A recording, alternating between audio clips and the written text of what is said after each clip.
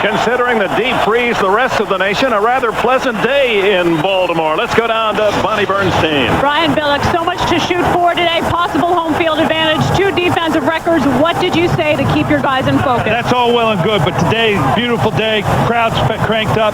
This is for the love of the game right now. You just go out and you play. The rest will take care of itself. Just play the game and have fun. Thanks, Coach. Good luck. Brian Billick's team have been having a good time, winning 6 in a row and leading the NFL in almost every significant defensive category. Matt Stover, other than Marshall Faulk, the top scorer in the league. In fact, in that very difficult October stretch, Stover scored all of the Ravens' points, 42, and he's made the Pro Bowl. Dwight Stone and Leon Johnson at the other end. The kick is short. Leon Johnson at the 15. Out to the 30-yard line, and that's where the Jets will begin their first scrimmage play. Vinny Testaverde. He's been cold the last couple of games, and the Jets offense with him scoring only 7 points each of the last 2 defeats to Oakland and Detroit. You see, even in the 9 Jets wins, his statistics not that impressive. The veteran, 36 years of age, he's already admitted this is his biggest game as a Jet. New York comes out 4 wide, and Testaverde in the shotgun. Underneath, complete to Wayne Corbett for 4, and he is hammered as make it Anthony Beck, the tight end. Rod Woodson greets him. And it's a no-huddle offense for the Jets as you look at their offensive line. 2nd down and 6. Quick throw. Beck again, breaks the tackle, and he's out to the 45-yard line. Woodson again makes the stop, but back-to-back completions to the rookie tight end, Anthony Beck, and it's a 1st down, New York. So here's a wrinkle. Al Groh comes out, no huddle offense to start the game. McCrary appeared to be offside. Wayne Corbett with a reception and a gain of 5, or is that Richie Anderson out there? It's Anderson out as a flanker, and the flag was dropped. It appeared McCrary from the defensive right end position got an early jump, and that's the call. How smart is this by the New York Jets? Boy, you're going against the #1 defense in the National Football League. No better way to put them on their heels than the no-huddle. Offside, 99, defense, 5 yards, still 1st down. And now we have a chance to introduce the New York Jets. Curtis Martin and Richie Anderson with 77 catches to lead the Jets makes the Pro Bowl. Dedrick Ward, Wayne Corbett, undersized wide receivers. Anthony Beck, you've already heard from him. A couple of quick catches from the tight end. Al Groh in his first year replacing Bill Parcells has his team on the doorstep of the playoffs, but the door was slammed on New York the last 2 weekends. 1st down and 5. Curtis Martin's first carry. And Martin into Baltimore territory near the 46-yard line, and Woodson again comes up from safety to make the tackle. It'll be 2nd down, a short 2. And the Jets go right back to the line of scrimmage. This is kind of a measured no huddle. It's not frantic. They're taking their time, making sure everybody gets in the right spot. I think this is brilliant. They've used it before. It's been successful. Successful against Miami in that incredible miracle game. Corbett juggles and holds on for a 1st down at the 37-yard line in front of Dwayne Starks, as Corbett with 64 catches, the #2 receiver for the Jets on the season. All season long, the New York offensive line has given Testaverde good protection. Had a lot of pressure last week, disappointing, but he has enjoyed a good look at the football field. Only 19 sacks on the season for Al Groh's unit. And they have to play a superior game today to score points against this defense. Curtis Martin, the lone running back behind Testaverde, and he gets a call. And a throwback pass, wide open is Dedrick Ward. Touchdown, New York. Boy, and you got 11 guys in purple shirts looking at each other going, what in the heck just happened to us? And we asked Al Groh yesterday, do you have any little trick plays in like a throwback pass? It took him a while to answer. Well, Well, Dedrick Ward, and boy, that's hardly a tough sell like he's going to block. Just comes off jogging off the line of scrimmage. But again, I think all of that caused by the no-huddle offense. Clearly, it disrupted the thinking process of the Baltimore defense. They just disregarded Ward and Page. And now the first test of Brett Conway signed this week. John Hall, the kicker the last 4 years, left at home. Conway, for his third NFL team this year, adds the extra point. A 37-yard touchdown. Testaverde to Ward. And the Jets strike early. On the Testaverde to Dedrick Ward touchdown pass. 70 yards and 5 very quick plays for the Jets. And now Conway to kick. Deep is Corey Harris at the 12. 20. 30. And hammered at the 34-yard line.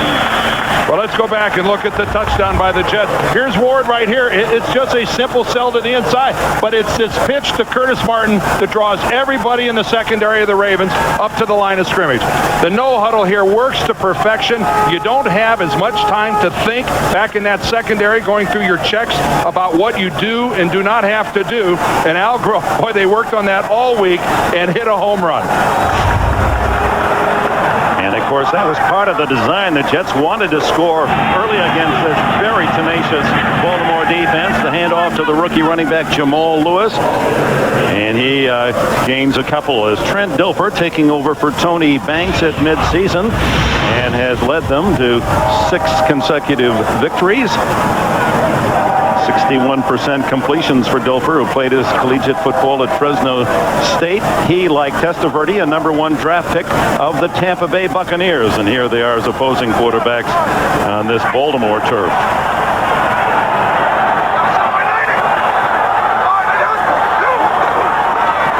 Lewis again, trying the left side and unable to make it to the 40-yard line. A gain of a couple more as Mo Lewis spearheaded the defensive charge. Here are the Ravens offensively with a terrific Pro Bowler at left tackle Jonathan Ogden, Mulatalo, Mitchell Flynn, and Swain up front. Jamal Lewis, he and Mike Anderson battling for Offensive Rookie of the Year honors. Sam Gash, the blocker. Ismael and Johnson, good speed outside, and Shannon Sharp leads the Ravens with 62 catches.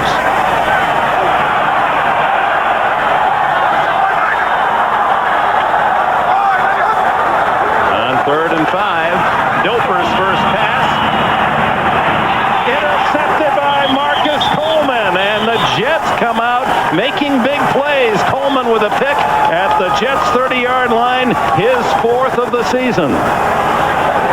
Well, Trent Dilfer's looking at single coverage. It's just that it's outstanding single coverage by Marcus Coleman.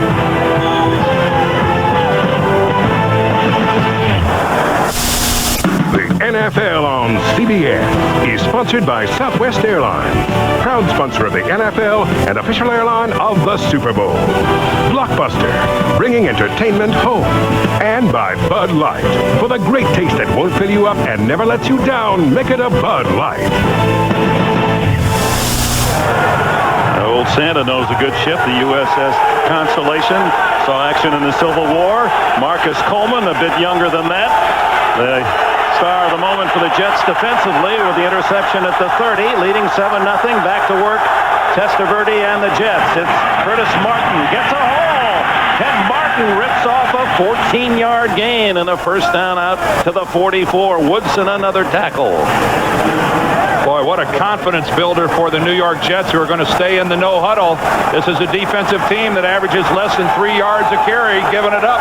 Frank went off for 14. This couldn't be starting any better for the Jets. Quick throw is complete to Ward, who skips out of bounds at the Baltimore 48. 8-yard pickup. We're going to have to rush in our replays. Let's go back and look at the interception by Marcus Coleman. Look at this coverage. Right, look at that. It doesn't get a whole lot tighter on Kadri Ishmael. And a little bit of an underthrow and an easy pick by Coleman. Testaverde again, 2nd and 2. Fires to the sideline, complete to his tight end, and is he out of bounds before he fumbles the ball? No. Incomplete the call. Ravens defensively, Hurley, Burnett, Adams Pro Bowler, Siragusa, McCrary, Boulware, Lewis, and Sharp lightning fast group of linebackers. Starks and McAllister at the corner. Woodson goes to another Pro Bowl as ninth, and Kim Herring at safety. Out of the huddle this time, that gave Baltimore a chance to make some changes defensively, put more beef in on 3rd and 2.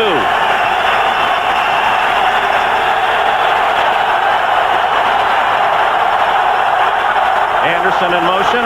Martin up the middle. First down to the Baltimore 44-yard line. Ray Lewis, who leads the Ravens in tackles again this year, as he has the previous 4, makes the stop.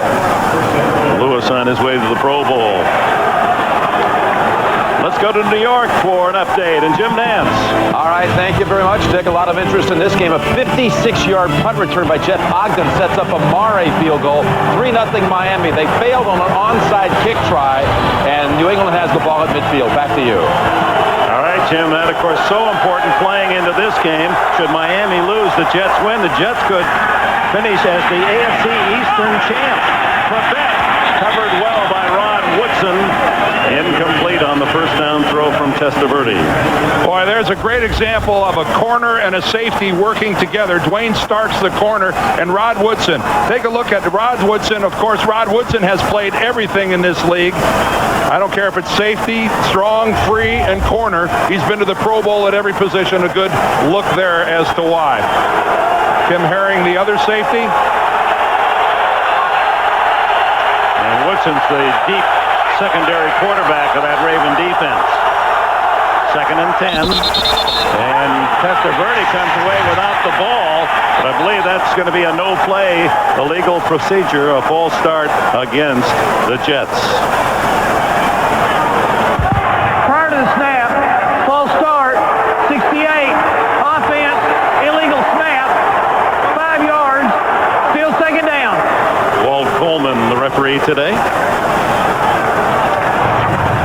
Well, here's what's going on in the AFC. The New York Jets can, by the end of today, be out of the playoffs, or they can be the AFC East champion. You see the illustration there. Miami, if Miami wins, they win and they're in. Indianapolis and Pittsburgh, they need some help along the way, but the New York Jets can control their own destiny, and that's all you ask for on the final weekend of the season. If I win, am I in? And that's true for the Jets. 2nd and 15 as Testaverde to the sidelines, complete at the Baltimore 35-yard line as Richie Anderson, who has been a terrific receiver all season long, lines up in the backfield, lines up as a flanker, started today with 77 catches. And how important is this for Vinny Testaverde to find some success throwing the football easily? And look at this. That's quite a play there by Richie Anderson. You think that guy is a wide receiver. How versatile he is down in the secondary, running patterns and getting separation. Grew up in the Baltimore area. Joe Washington was his idol. He wore number 20, and Anderson has worn 20 since his high school days when he was Maryland Player of the Year. Out of the backfield, it's complete to Anderson, and Anderson is inside the 5. Touchdown! Oh my, what a start for the Jets.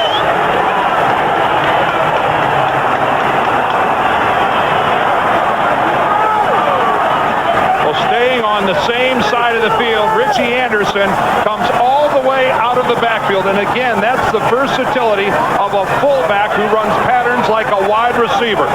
And he just runs away from the safety, Corey Harris, who's trying to cover him. But again, 77 catches coming into this game. You won't find a more versatile receiver out of the backfield than Richie Anderson. That's why he's going to the Pro Bowl. And now the point try as Brett Conway out of Tupper's Hole.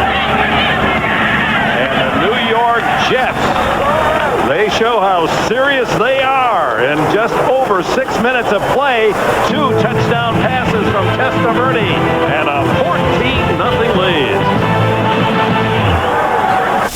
Hello.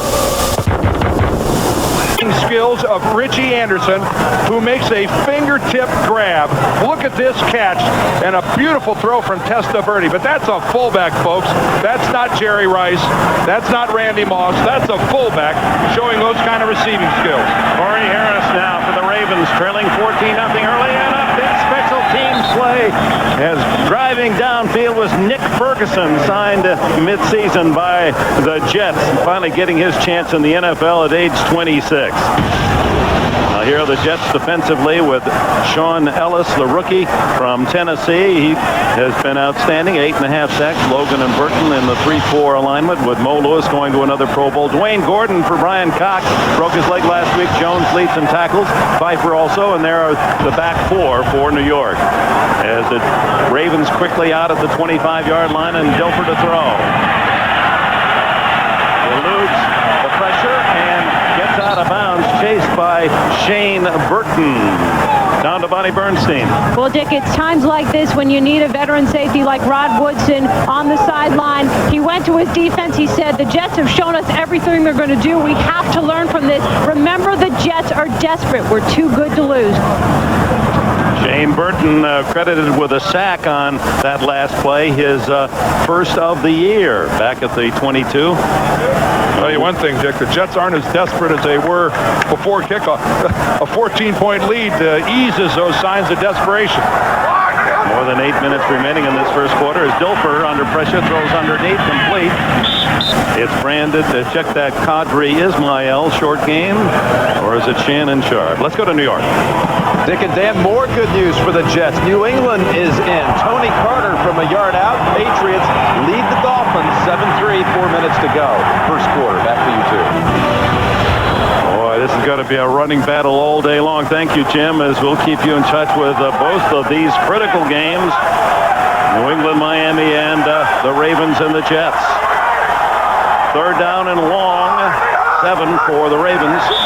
And flag before the snap. Just to give us a chance to fill in on this very quick start for the Jets. The turnover on the interception by Marcus Coleman. Here's the announcement. Prior to the snap, false start, 87.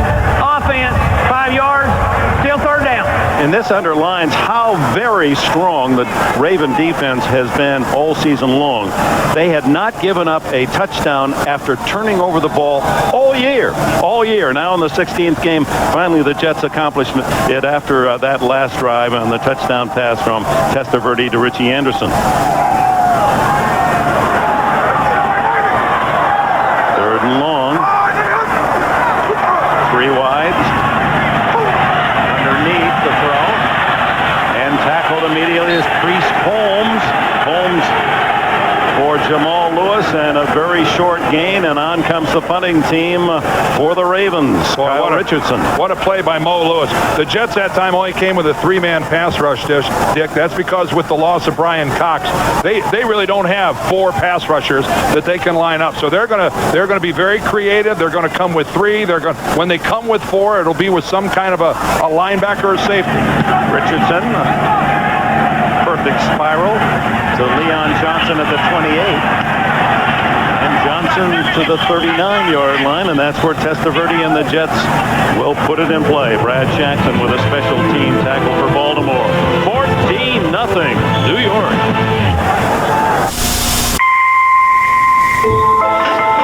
I used to believe in cellular too. All the stuff about free long distance, I was mostly make-believe.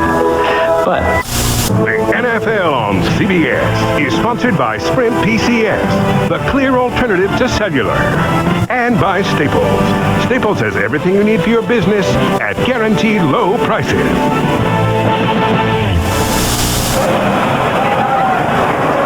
Winter is here in the east, northeast, midwest, but temperature right above freezing. Things are much hotter in that Jets huddle. 2 possessions, 2 touchdowns, both 70-yard drives. Both of Vinny Testaverde touchdown passes. One 37 to Dedrick Ward, the other 35 to Richie Anderson, breaking his drought of 9 quarters without a touchdown throw. And he's out to fire again and going long for Ward. And a stride too long as he was covered by Chris McAllister. If you want to watch the playoffs in person, just log on and buy tickets online at NFL.com. And how about a standing ovation for Dan Henning, the offensive coordinator of the Jets. 14-0, and on first down, goes for it again. Now, you know what? Stay aggressive. The Jets right now, I think, have to be careful. Don't get conservative. Now's not the time. Throw, incomplete through the hands of Lavernius Foles as Testaverde was under some pressure that time from Keith Washington. But he delivered a strike. That was a ball that Foles should have caught. Jets scored only 14 points the last 2 games to get 14 points in about 7 minutes today. On 3rd and 10, the quick throw to Crevette slips and unable to pick up the first down as he draws a purple cloud at the 45-yard line. It'll be 4th and 4. Credit Peter Boulware, the linebacker from Florida State, leading the charge. Yeah, Tom Tupa's going to actually have to do something. The Jets punter has got to loosen up, and he gets to watch from the sidelines as they score in their first 2 possessions. And Jermaine Lewis, 4 times he's returned a punt for a touchdown, ever dangerous at the other end. Tupa averaging 44 plus on the season. Booming kick. Lewis doesn't fair catch at the 2. 10. And hit at the 17-yard line by Bernie Parmalee. And a timeout with 5.5 left in the opening quarter. The Jets by 14. Jingle bells, jingle all the way.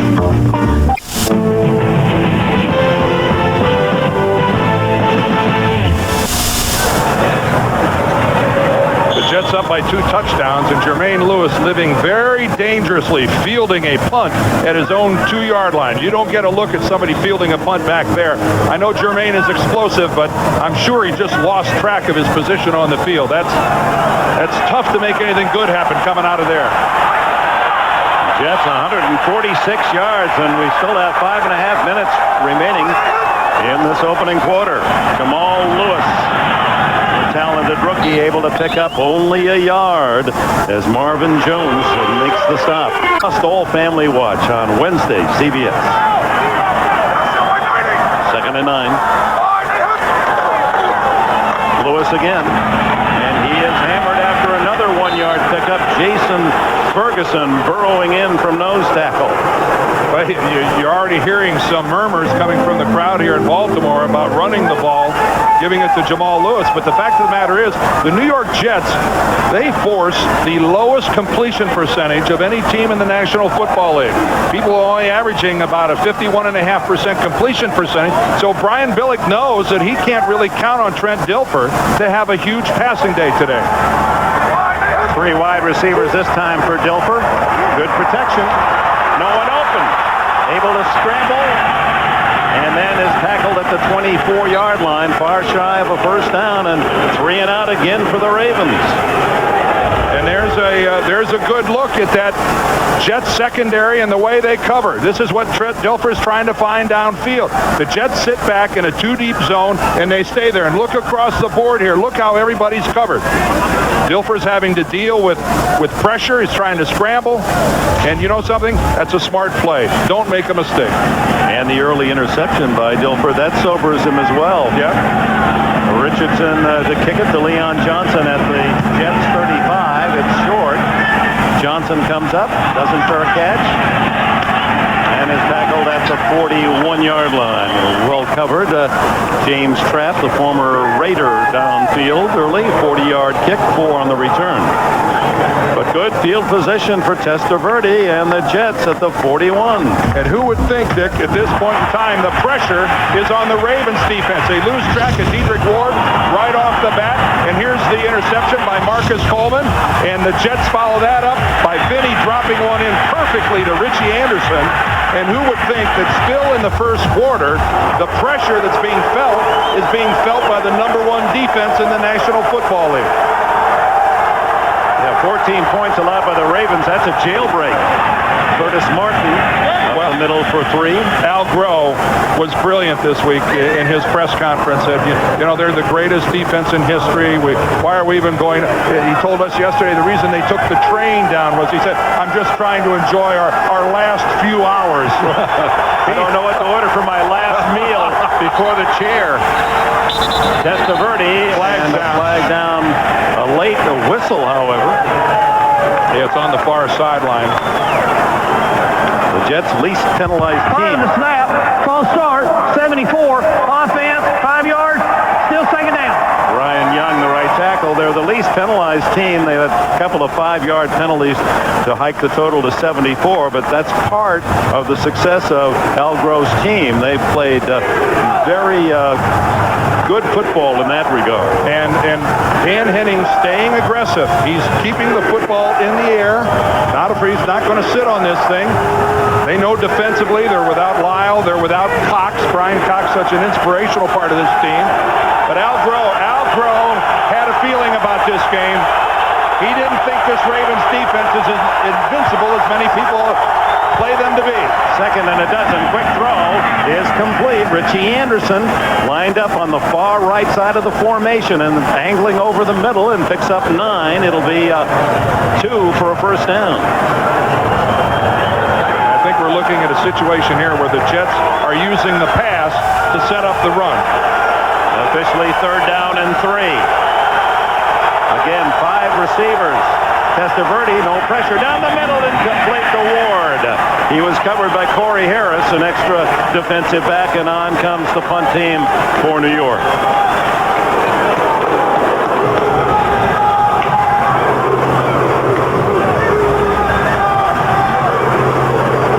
Tom Tupa went to Ohio State and on a basketball scholarship. One of those fellows, just a good athlete who learned how to punt. He was a quarterback on the football team and has become one of the top kickers in the league. Well, he earned his living as a quarterback his first 3 or 4 years in the NFL. Jermaine Lewis, ever dangerous inside the 10. Wobbly kick. Lewis waves it off. It takes a perfect jet bounce inside the 5, down at the 2 by Nick Ferguson, who continues to make plays. This recent signee by the Jets. Well, Mike Sweatman's special teams have got it all going for them. And look how close this ball comes to hitting McAllister. It's going to bounce right behind him. It landed about just a yard behind 21, Chris McAllister, the corner of the Ravens. Wouldn't that have been something? He got dangerously close to a bouncing punt. 50-yard punt, no return. Reminder, Friday, CBS Sports into the postseason excitement. The Wells Fargo Sun Bowl, UCLA and Wisconsin. A outstanding matchup at 2 Eastern time on CBS. Pac-10 and Big Ten. Dilfer deep in his own end. Gives to Lewis.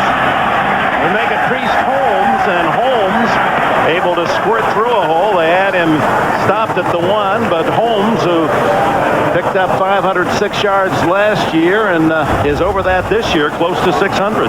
I think Priest Holmes runs into his lead blocker, Sam Gash, right here, and right in behind Shannon Sharp. Keeps his eyes open and then makes him, makes the hole appear back to the inside. That's one of those deals where you're glad your running back kept his eyes open. Second down and 6 from the 6, and Dilfer, the throw to Shannon Sharp. It was hit immediately by Roman Pfeiffer. Some of the fans here in Baltimore are a bit uneasy. The Jets start not only offensively, but stuffing the Baltimore offense. Well, I think this New York Jets defense has probably heard and read all they need to about the defensive team for the Ravens. And let's not kid ourselves. There's a little bit of what are we, chopped liver going on here? I know they've lost quality people, and a lot of people thought they'd be shredded today. Only a 1-yard gain on the pass completion, 3rd and 4. Dilfer underneath, complete to the 14-yard line, and that'll be good enough for a first down. And the Baltimore version of the Bronx cheer now grows into a mini celebration as the Ravens finally with a first down. That was Shannon Sharp, a catch in traffic. Well, if ever you're going to have a first down, having one in the shadow of your own goal line is a pretty good place to do it.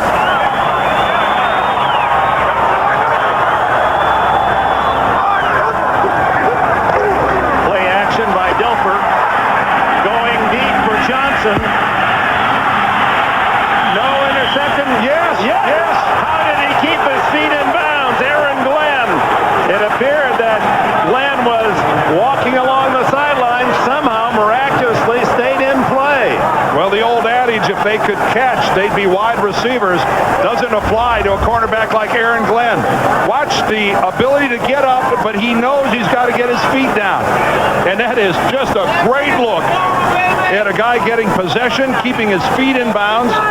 And this ball, Patrick Johnson has to do a better job of fighting it right there. If he realizes he can't catch it, he should keep Aaron Glenn from catching it.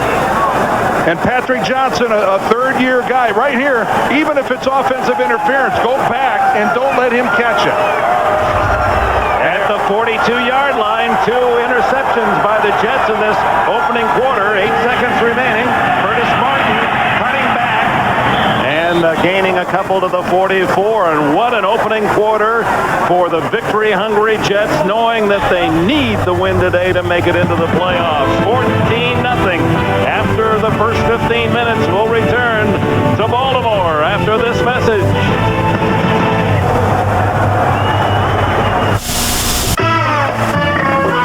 Coverage to the right and throws it. The problem is it's another jump ball situation. And right now the Jets are out rebounding the Ravens 2-0. First Marcus Coleman, that time Aaron Glenn. Jets now second down and 8 as we open the second quarter. Fumble by Testaverde, and he's able to fall on his own mistake. Unless somebody was able to dig down under and steal it from Testaverde, he clearly had the ball falling on top of it first, but when you get into a scrum, some of those bigger defensive linemen can rip it away, and they do. Oh, boy. With a 14-0 lead, the last couple of possessions, there's been a few offsides, and now a fumbled exchange from center between Kevin Mawai and Vinny Testaverde. And Dick, you're right. That ball initially, Testaverde looked like he had it. But again, it's not who had it first, it's who has it last. Just because you fall on it doesn't mean you've got it. You've got to hang on to it while they dive in under you. And he was knocked off the ball, and Keith Washington appeared to come out of the pile. First of all, how does this happen? How does a veteran center and a veteran quarterback, how do they mishandle the snap?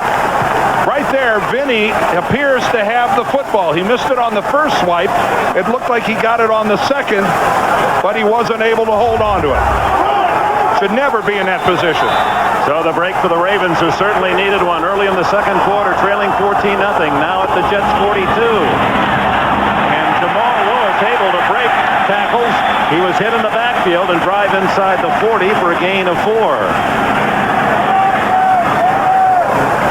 Let's see if we can look at it one more time. Kevin Mawai, the center. Obviously, he and Vinny Testaverde have had thousands and thousands of snaps. See, right there, Vinny tries to get with his right hand, moves forward, but then it comes right back to him, and it looks like Testaverde has it, but he loses it down in that tussle on the ground.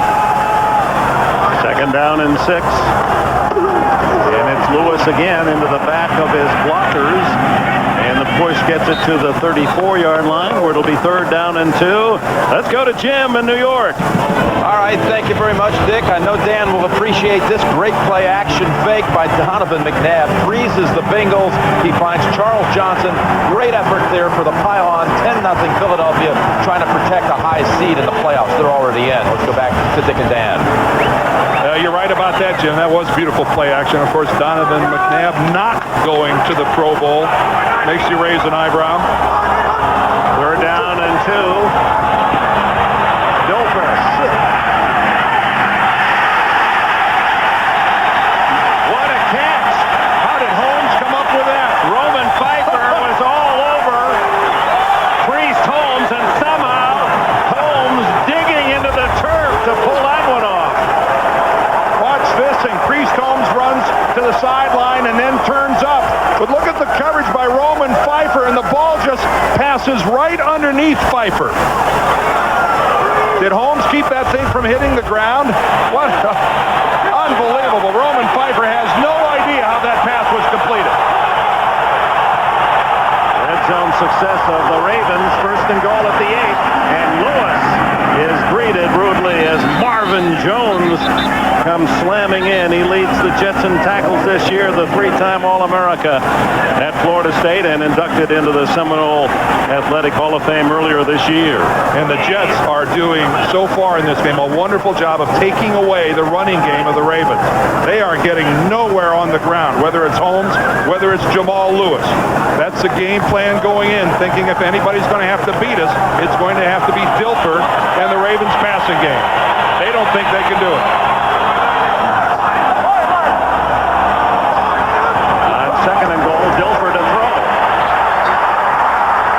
Fires into the end zone. Touchdown! Padre Ismael.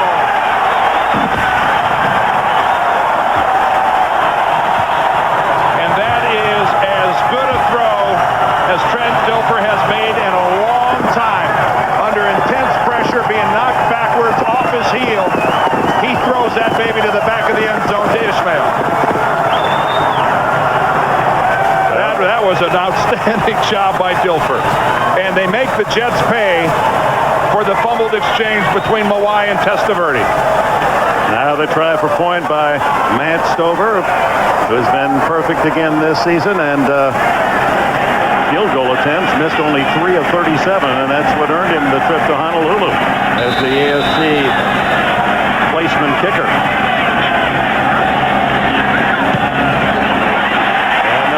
Opportunistic fumble recovery at the Jets 42, and then Dilfer, a 7-yard off-balance toss to Ismael for the score. Great Testaverde's bobbled, turned into a 7-yard touchdown throw. Dilfer to that man Ismael, as the missile has his 5th touchdown of the year. Stover to Leon Johnson.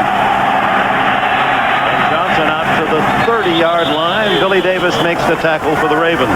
Watch Trent Dilfer under pressure. Watch from the left. Number 54, Dwayne Gordon, just explodes the pocket, forces Dilfer to throw off his heel, falling backwards in a zone. The Jets in the end zone, unable to keep track of Padre Ismael. Victor Green is late coming over. He slipped a little bit, but that's all the creativity of Trent Dilfer. And a good look at Ismael keeping his feet in the end zone. And Trent Dilfer has his team back in this game. He's a fiery sort, Dilfer, who has labored through some very disappointing years in his career. Jets offense starting brilliantly, but some of the impact of that no huddle has worn off now as this tough Raven defense digs in. Swing pass to Martin. Tiptoes along the sidelines and out of bounds at the 33. A gain of just 3. Rod Woodson up to make the play. Right now, Al Groh has to be thinking about what could have been, because with a 14-0 lead, the next 2 offensive series for the Jets, they're hurt by false starts, they're hurt by a fumble, in a game they had under control, well, no longer. 5 receivers. The throw incomplete to Anderson. Over to cover was Kim Herring. Testaverde, recalling his days here as a Baltimore Raven, was on the first Baltimore team and in fact scored the first Raven touchdown on a scramble. That was at Old Memorial Stadium as the Ravens upset the Oakland Raiders 19-14. He said, I have very pleasant memories here. I made my first Pro Bowl as a Raven. His first visit, however, to this stadium. 3rd and long. Intercepted by Dwayne Starks. Starks took it away from Ward at the 50, 40, and finally Ward catches him inside the 35. There was contact between Ward and Starks prior to the arrival of the football, but Dwayne Starks has as much right to that football as does Dedrick Ward. That's what Al Groh is arguing right now. But Dwayne Starks is playing the football. Right there, he moves in front of Dedrick Ward. That's just an outstanding play by the Ravens corner. And that's the Jets' weakness. The tendency to throw the intercept. Testaverde, he leads the league now with 23, and the Ravens lead the league in takeaways with 45. That's contact that was created by an outstanding play by a cornerback. First down at the 32, trailing 14-7, and Dilfer has it knocked down, and it goes right back to him. He has a completion of his own pass, and Marvin Jones makes the tackle. Dilfer has to smile at that one. He's in the books as a receiver. You take a look at that one right there, and Jason Ferguson just gets his hand on the football and knocks it right back to Trent. That's called good fortune. Nothing else. That's just being lucky, but he made the most of it after being lucky. And had one reception for a -1. Dilfer stats. Helps his completion percentage. Making his way is Jamal Lewis. Great straight arm on Lewis. And Mo Lewis gets Jamal Lewis out of bounds inside the 25. Now, Jamal Lewis, an extremely powerful man. He's 231 pounds, and at under 6 feet tall, you know that means a lot of leg and upper body strength, as Mo Lewis finds out right there. That's the only situation where you can get away with touching another guy's face mask. They'll give a runner a lot of leeway with that stiff arm. Aaron Glenn telling us yesterday that Jamal Lewis got his Pro Bowl vote as the best running back in the AFC. Third and a long 3.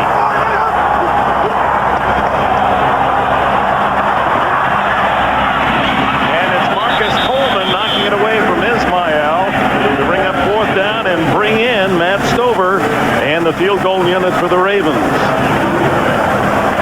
Coleman, who was a high jumper in college and showing his leaping talent going vertically to knock that pass away. Marcus Coleman having an outstanding game so far, Dick. And that was a timely stand by the Jets defensively.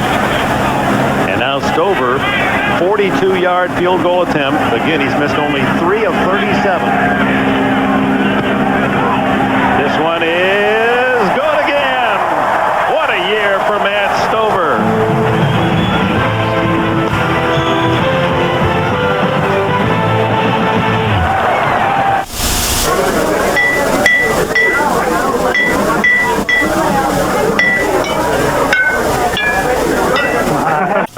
NFL on CBS is sponsored by Volkswagen. On the road of life, there are passengers and there are drivers. IBM, taking e-business and your business to the next level. And by State Farm Insurance. Like a good neighbor, State Farm is there.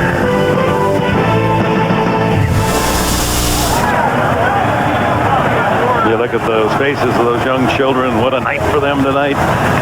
Merry Christmas, happy holidays to everyone. The bright eyes and the smiles of kids. That's what it's all about for the parents. Can't wait myself.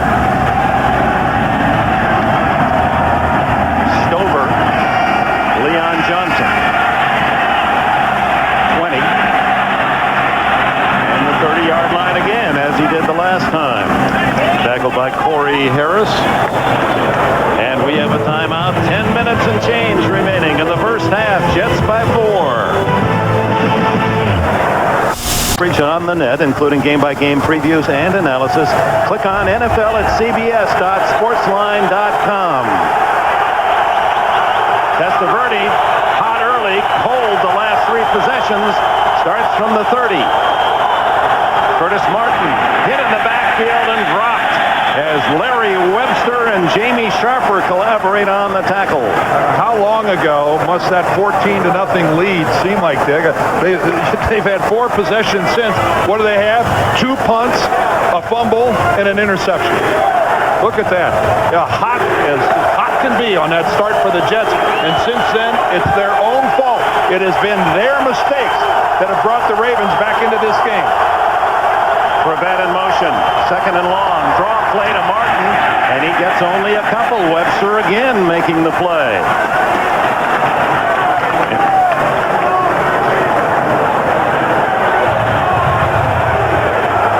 Larry Webster suspended the first half of the season, coming back to make a contribution. He played here locally, University of Maryland. With a start, 160 yards in the opening quarter. Where's it gone for the Jets? Well, that Raven defense able to make adjustments. And now Testaverde faces Lewis on 3rd down and 8. Throwing deep. And caught by Dedrick Ward. What a catch as Ward took it away from Chris McAllister and a first down at the Baltimore 40. Now McAllister really had pretty good coverage, Dick. That's just a perfect throw to the inside by Vinny Testaverde. And look at Dedrick Ward. Watch him go get the football. But that is a perfect strike from Testaverde. 27 yards. And Dan, as you look at Dedrick Ward, a touchdown earlier, a 5'9" target. Testaverde still can throw with such beautiful touch and accuracy at his age. And that was an illustration. 14 years in the NFL, and he's looking for something big here. To Ward, incomplete. Covered by McAllister, and covering the scene in New York, Monsieur Nance. All right, Dick, how about the Patriots today against the Dolphins? They strike again here. It's Bledsoe to Kevin Falk. This will be the biggest play allowed all season by the Dolphins defense. 52-yard touchdown, 14-3 New England. Let's go back to Dick and Dan. Jim, I didn't realize I was working with Frenchie Fuqua. Merci. You are in the Christmas spirit. Well, New England trying to play a role of Scrooge on Miami as Testaverde fires. It's intercepted right in the arms of McAllister. Starks fakes the lateral. One man to beat, and he's out of bounds. Finally saving the touchdown. I believe it was Jumbo Elliott. And a late flag came in way after the completion of the play, and we've got a Baltimore Raven that's down at the 45-yard line. But that fake by Dwayne Starks of a lateral bought him about another 45 yards.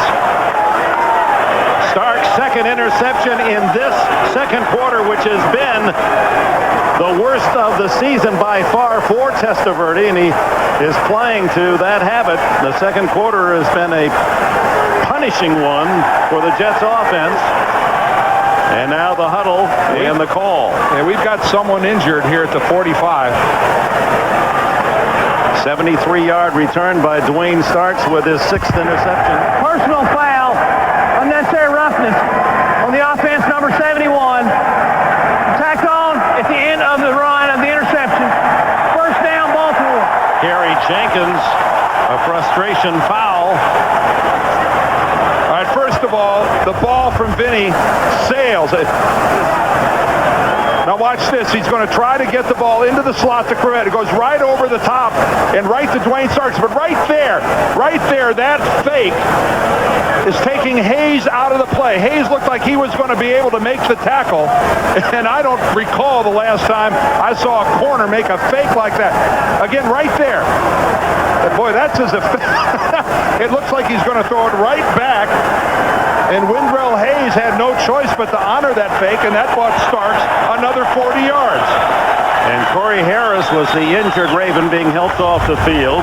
The nickel defensive back, Harris, and the kickoff return. Testaverde did save the touchdown, hustling to get a piece of Starks and bump him out of bounds. And look at by quarter. Not bad in the first, but look at 12 starting today, and you add 2 more. 14 picks of Testaverde's passes.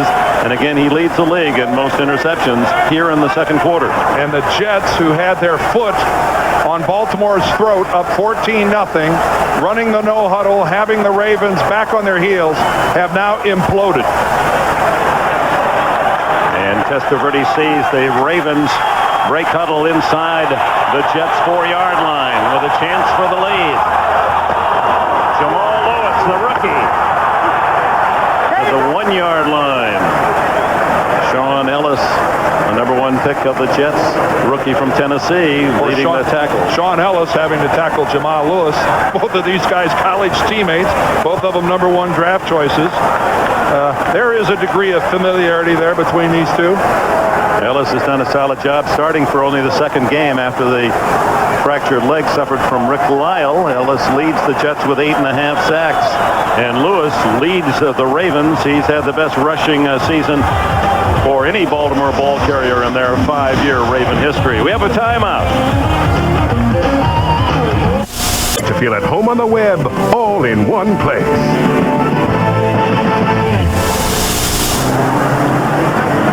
Back at the PSI Nets Stadium, 69,000 strong, sold out every game for the Ravens, and all-pro left tackle Jonathan Ogden, who received the most votes at tackle. He said, "I finally beat Vaselli. I got the #1 vote going to Honolulu." Boy, what a mammoth blocker he is. 2nd and goal. Lewis, touchdown. No signal yet, however. It appeared that the ball had broken the plane as he dived in. Maybe they're rolling the knee down. Yeah, they're going to say that he hit the ground before he made it into the end zone, that he one-hopped in. There's the spot, 3rd and goal. Well, they go right behind Jonathan Ogden. Take a look at Jamal Lewis. How did he not get in there? Yeah, from that angle, we can't see the football. Marcus Coleman right in there helping to make the stop. Again, look at Jamal Lewis. Boy, it looks like he ends up right on the goal line, but the football, he tries to move it in. That's a pretty good spot. 3rd and goal. Fake to Lewis. The throw incomplete as he goes underneath. Well, now what do you do? Now what do you do? Sam Gash. They're going to go for it. Sam Gash was the intended receiver. And Brian Billick, 4th and goal from the half-yard line. I don't think Brian was anticipating Trent Dilfer being under that much pressure. Victor Green was right in his face. Jets with a great goal line stand last week against the Lions, with Marvin Jones making an incredible hit. The pass, incomplete. Shannon Sharp, the intended receiver, and what a goal line stand for New York. 4 shots from inside the 4 for Baltimore, and they can't get in. Jonathan Ogden having a meltdown after this play. Victor Green did a great job of stuffing Shannon Sharp and not allowing him to get a release into the end zone. Credit Victor Green for a phenomenal play on Shannon Sharp. He jackhammered Sharp at the line of scrimmage and didn't allow the guy to get open. And Dilfer throwing to a spot. The problem is Sharp wasn't at the spot. So the Jets, what a tenacious stand that was for them. It appeared on 2nd down, Lewis had gotten it in. And then 2 incomplete passes from inside the 1. And wait a minute, this could be a safety. It's going to be close. They haven't signaled yet. I thought that was a safety. Martin, did he get the ball out of the end zone? No, safety for Baltimore. And the tackle made by Tony Siragusa was in there, but let's say 99, Michael McCrary and Peter Boulware. The Goose, you saw him on the pregame show today. All right, from behind. Baltimore's credo on defense is we want to create a new line of scrimmage. We want to make them play from their own backfield. Keith Washington made terrific penetration. You saw McCrary from the side make the hit as well. And the safety pulls the Ravens within 2, and now they'll get the ball back on the free kick. But look at Dick, and when you look at that replay, look how they established a new line of scrimmage. It was 2 feet behind the original one, and of course, that puts it back in the end zone. It is something that the Ravens have done all year. Algro refers to those middle guys as disruptors. Whether it's Siragusa or Adams, Webster, Washington, they have guys who knife, who slant, and who get into the backfield and disrupt. It's as if, Dan, we've watched 2 different games. The first quarter, 14-0 Jets. The second quarter, all Ravens. Their defense now rising to the height that they've shown all season long. And now the defense gives the scoreboard 2 more, and it's 14-12. Well, but the storyline continues after the 14-0 lead. The Jets' offense has gone up in smoke. And now Tom Tupa will punt it on the free kick from the 20. Jermaine Lewis back at the Baltimore 30.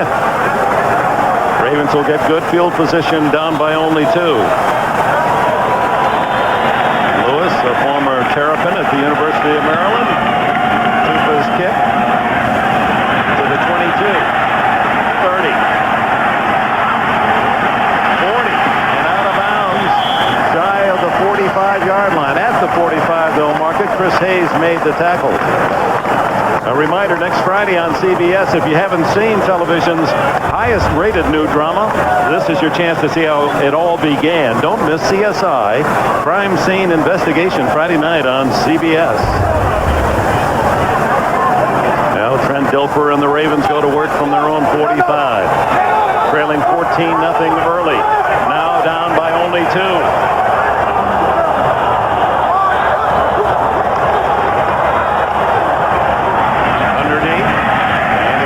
To Shannon Sharp, who tumbles into Jets territory at the 49.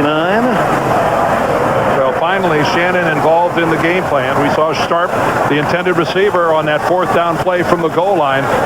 But Shannon Sharp, who leads this club in receptions with 62, has got to be a factor here this afternoon for Dilfer in this offense. This is just a marvelous comeback story with the broken collarbone last year. He might have been finished. I think he proved he's not. 2nd and 5. And Dilfer unable to get a clean look at his receiver, Patrick Johnson, as he was in the grasp of Marvin Jones. Jones coming in on a blitz. And Al Gross said that we really don't have that speed rusher. We're going to have to scheme it to get to Dilfer today. And that's exactly what they're. He said, I don't like to do this. I hate to have to run this many blitzes, this many schemes to try to get there. And Marvin Jones did a great job of fighting through a block and getting to Dilfer. And all by himself, he caused that to be an incompletion. 3rd and 5.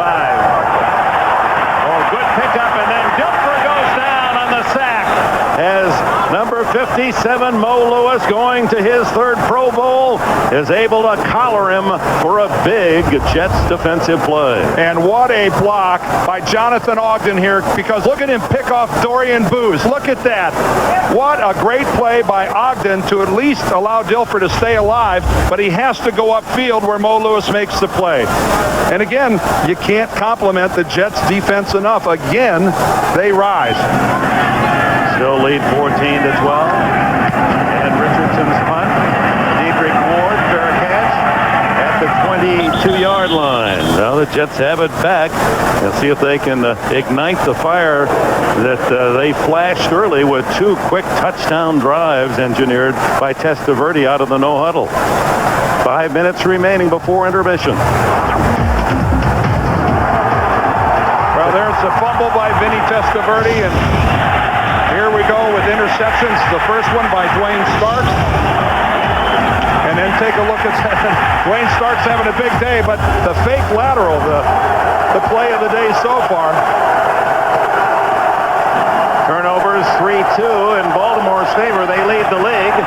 And Curtis Martin stuffed at the 20-yard line for a loss as Ray Lewis and Sam Adams, 2 Pro Bowl starters, collaborate on the stop. And Sam Adams, a familiar name for those of you up in the Northeast and down in Houston. His dad was a star player, offensive guard for New England for 10 years. That's also New Orleans. Adams, now the son, wanted to be a guard like his dad. He was too big. They moved him to defense at Texas A&M. Who wouldn't want to be an offensive lineman? That's true. Testaverde wide open down the middle is Richie Anderson. And Anderson gallops to the Baltimore 43-yard line. Tackled by Starks and Sharper. A big 37-yard play to Anderson. Well, Dan Henning stays in the air. I think he's pretty much resigned to the fact that stuffing the ball down the throat of the Ravens is not going to happen on the ground. So he's going to continue to go to the air, and Richie Anderson continues to be the most open of all the Jets receivers. And there's Dan Henning in the middle, the chap with the gray hair. And he is, I think, so far calling a good game. You've got to go through the air. Vinny has to win this throwing the football. 14-12, tight end in motion inside, and then Martin trying to find a hole. There is none.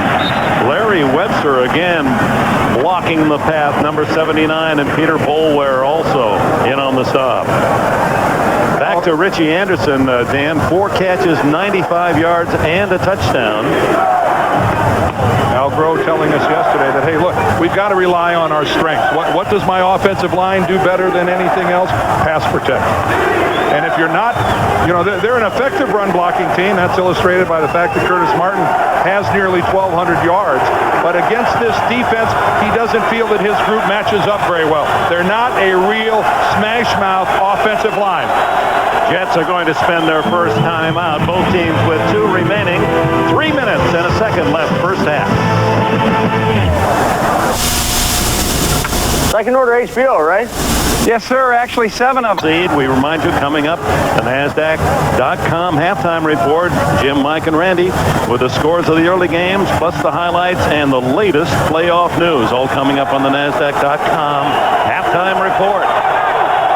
The veteran Testaverde sets up shop, 2nd and 10 at the Baltimore 42. Wayne Cravett has been awfully quiet. Martin and Ray Lewis able to track him down and make the tackle at the 37 after a gain of 5. Lewis, who has indicated that the Baltimore defense, well, they had so many potential records, big-time marks for their performance this year. The one most important to this defense all season, no 100-yard rusher. Well, that hasn't happened since December 20th of 1998. James Allen of the Chicago Bears. 32 games without anybody hitting the century mark. And they've done a good job of stopping Martin so far. 3rd and 6. And the pass is caught on the near sidelines. It was Anderson in the crowd of Ravens reserves, and he's unable to hang on. So out comes the punt team. Well, the ball hits Richie Anderson on the hands. Richie again lighting up at the wide receiver, but it was thrown high and to the outside. And while that would have been a circus catch, it could have been a little better throw from Testaverde. Richie Anderson is good, but that's asking a lot.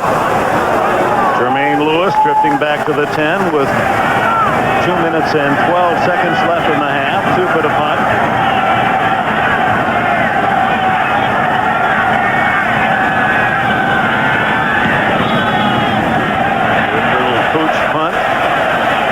In the end zone, and the Ravens will take the 20 yards on the touchback. That's trying to get too cute.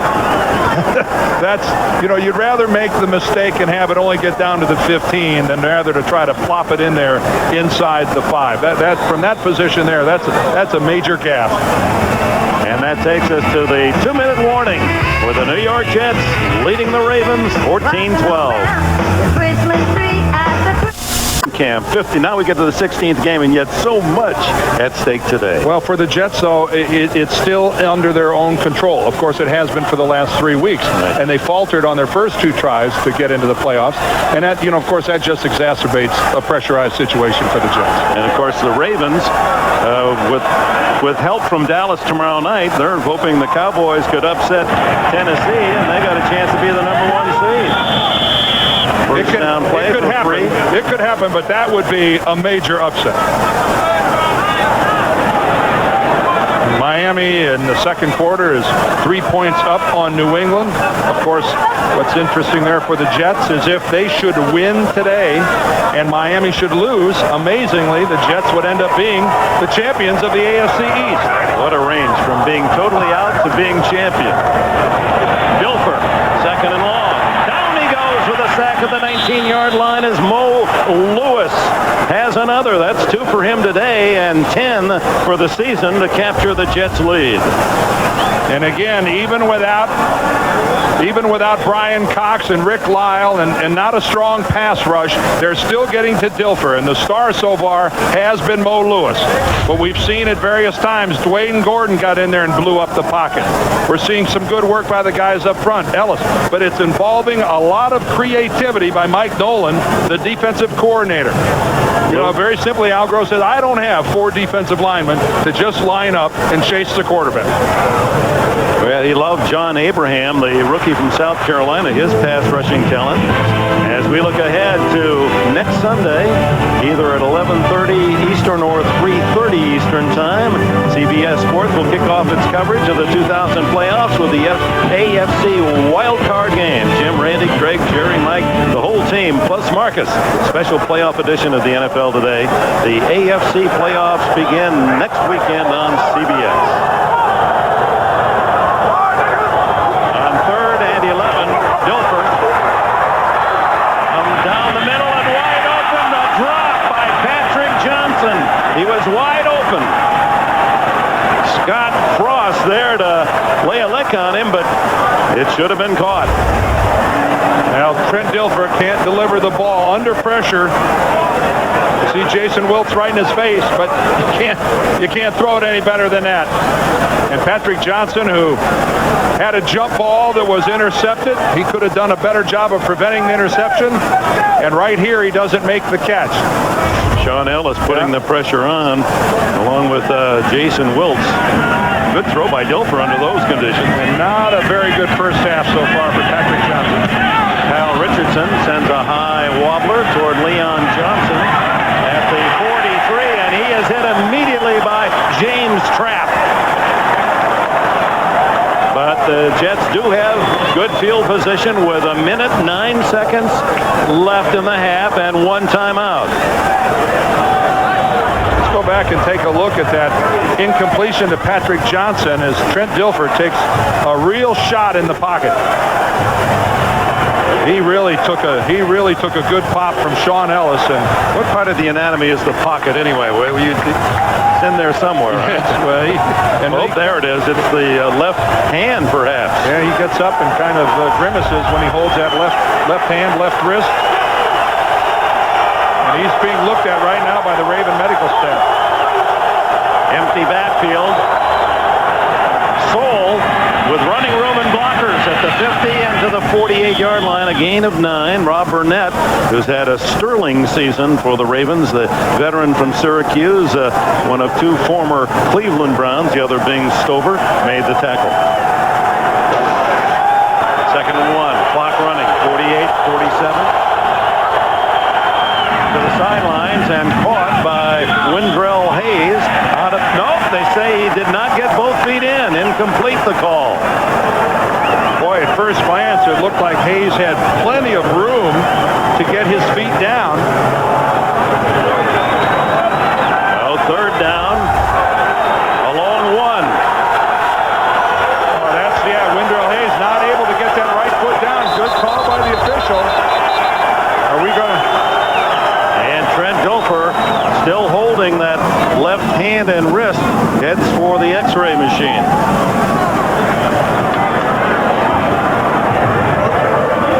Ruling on the field. Well, it looks like the Jets are challenging.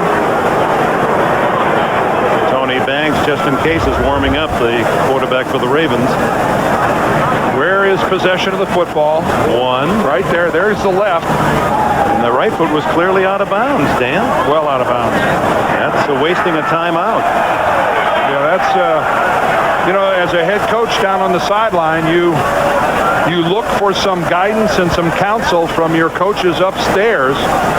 But this one here, I don't know how at any glance you could deem that worthy of a challenge.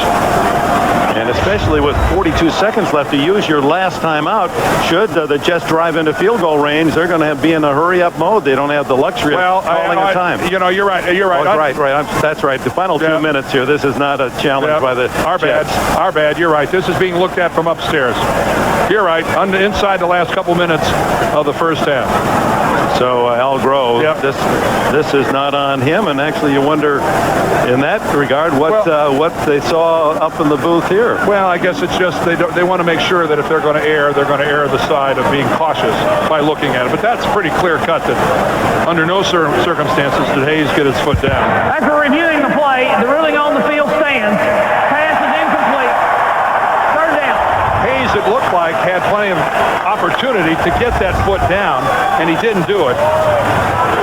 It looked like he just because of his body angle and the fact that he had to kind of corkscrew himself around to the right, just wasn't able to drag that right foot along the sideline and get it down first. So it's 3rd and a long 1. The Jets still have a timeout and 42 seconds. They lead 14-12. Empty backfield.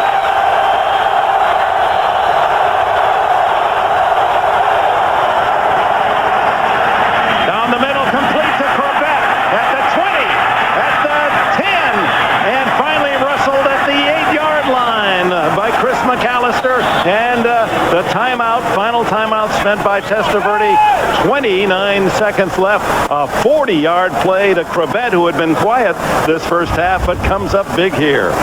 And this is just, what a strike from Vinny Testaverde. Wayne Crabette running the post across the middle, and again, a perfectly thrown ball. Rod Woodson's trying to stay with Wayne Crabette. But that's the advantage, Crabette running that pattern across the middle. But again, as we've seen a lot today, a perfect throw from Vinny. First and goal, Jets. Let's go to New York. Well, guys, right before the half in Foxborough, Patriots from the 17-yard line. Bledsoe looking for Terry Glenn, and he finds him. With 3 seconds left in the half, the Patriots take the lead over Miami. Scores and highlights coming up on the NASDAQ.com halftime report. Back to Dick and Dan. Oh, Jim, how good is this?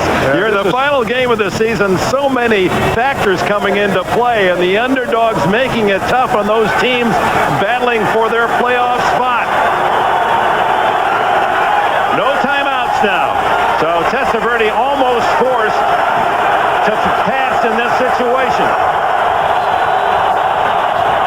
Anthony Beck, the tight end in motion. Testaverde to Anderson, incomplete. It would have taken an acrobatic catch. 24 seconds left. Well, Vinny's putting this football in a position where it's either a touchdown or it's an incompleted pass. He's got to lob it over the top. You see Ray Lewis there with the underneath coverage. So there's no way that Vinny can throw a bullet there to Richie Anderson. He's got to float it. He's got to get it over the top of Ray Lewis. And that is really all you can do as a quarterback. Second and goal.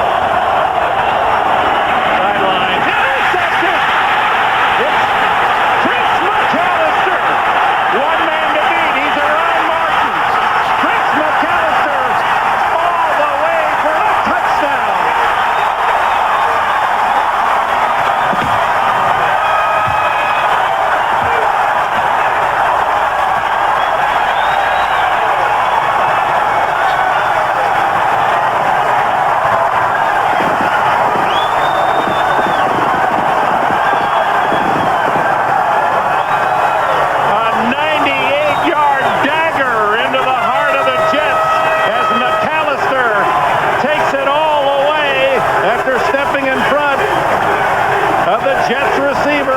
Appeared to be either Ward or Crabette, and goes the distance. Curtis Martin had a shot at him at midfield, but couldn't bring him down.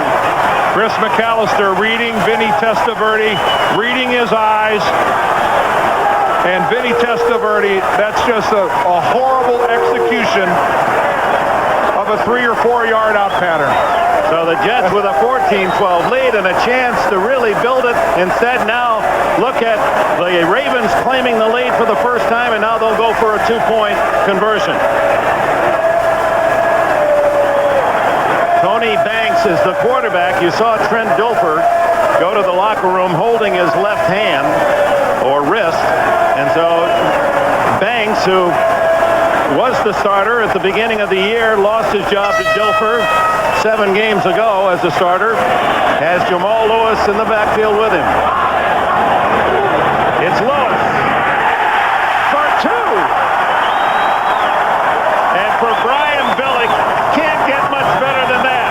When it looked as if Al Groh and the Jets were going to go into the locker room with at least a 17-12 lead or more, instead the Ravens on the 98-yard interception. Here it is, Ward, the intended receiver. Well, look how long Vinny Testaverde looks at Dedrick Ward before he throws the football. That is an invitation for Chris McAllister to start making a break on a football. Vinny Testaverde turned and stared at Dedrick Ward for a good second or two before he even begins his throwing motion. And you might as well have sent a telegram to Chris McAllister saying, come and get it. And McAllister, whose dad, James, was an All-America running back at UCLA, played in the NFL. He galloped into open territory. Well, remember the last time the Ravens were down on the goal line, they tried a couple of passing plays to get it in the end zone. Not this time for the 2-point conversion. Power football to their power back. And and a 8-point interception touchdown as McAllister, who campaigned to make the Pro Bowl, did not, and chastised by his coach for too much meism. They scooted down to Coles. Lavernius Coles, good speed, and dragged down at the 44-yard line by Billy Davis, and that's how the first half ends, and the Raven fans couldn't be happier. Jim, Mike, and Randy, NASDAQ.com halftime report upcoming. First to Bonnie Bernstein. Well, Lance, as the Ravens go to the locker room ahead for the first time in this game, they will also get more good news. The X-rays on Trent Dilfer's left wrist are negative. He will be playing in the second half. Dick. Thank you, Bonnie.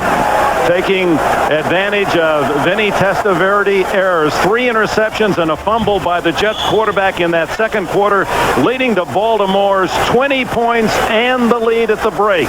The Ravens 20, the Jets 14, and the walls will be blistering when Al Grove delivers his speech in a few minutes. And yet they have the lead. The Jets all of the yards, but they lead, unfortunately, in the turnover category. And, of course, the last turnover appears to be the biggest. And when Vinny Testaverde threw this ball out into the flat, staring out into the flat, just inviting Chris McAllister to break on the football.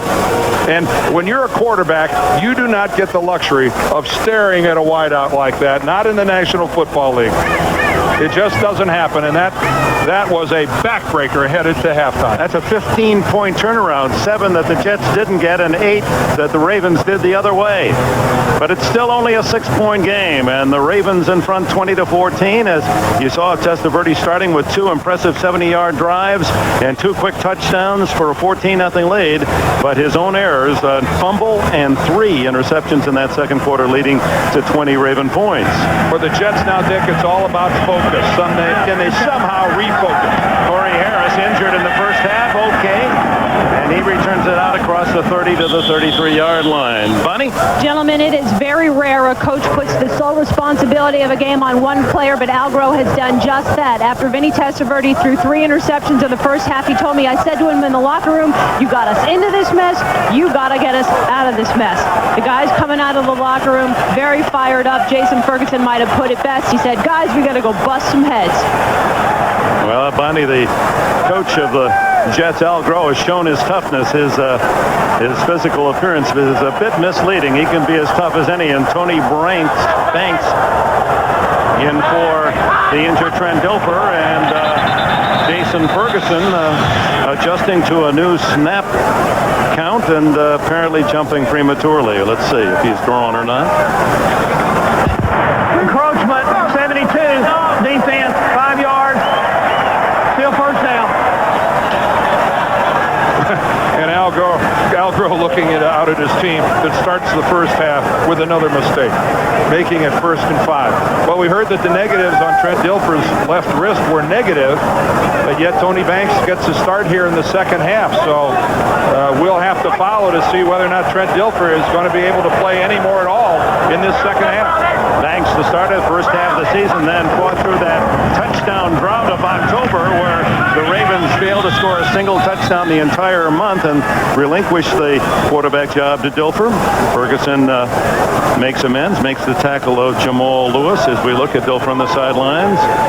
So as we get more information as to whether or not he might return, we'll pass that on to you. Ball spotted at the 38-yard line, 2nd and 4. Banks with 8 touchdowns, 8 interceptions on the season. Former Michigan State star. And he goes down on the sack. It's charging through was Marvin Jones. And that is Jones' first sack of the season. And again, that's the creativity involved here. Marvin Jones is going to loop around to the outside.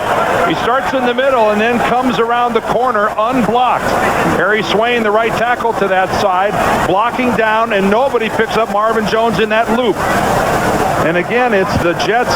They're not going to get it done going straight up the field, beating anybody one-on-one. They're going to have to scheme their way to a sack, and that's exactly what Marvin Jones did there. And what a defensive effort by the Jets thus far. They played extraordinarily well.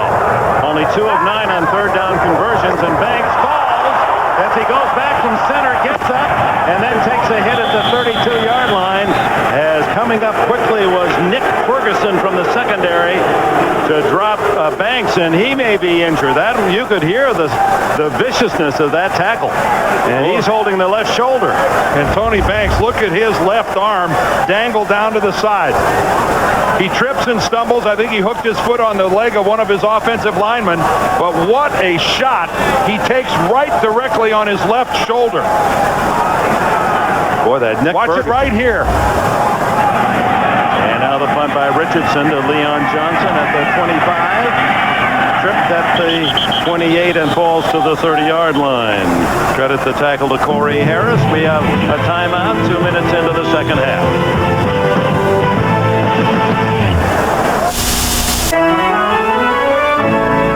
Ferguson, and he goes to the locker room.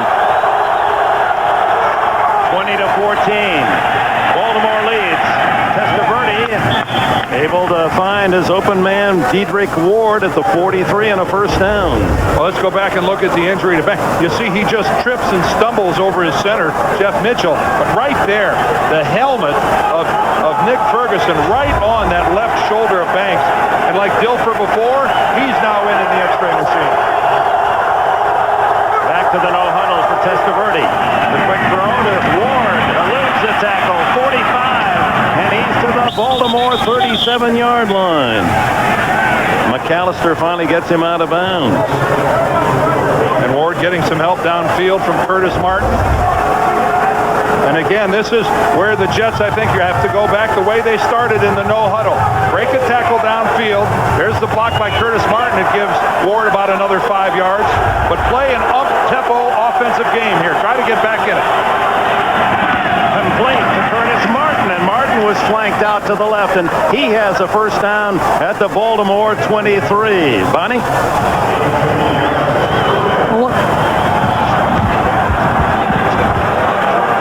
I guess we're having some problems with Bonnie's mic. We'll get to her shortly. 22-yard line and a first down. And in terms of the spirit of that Jet sidelines, how important is this drive?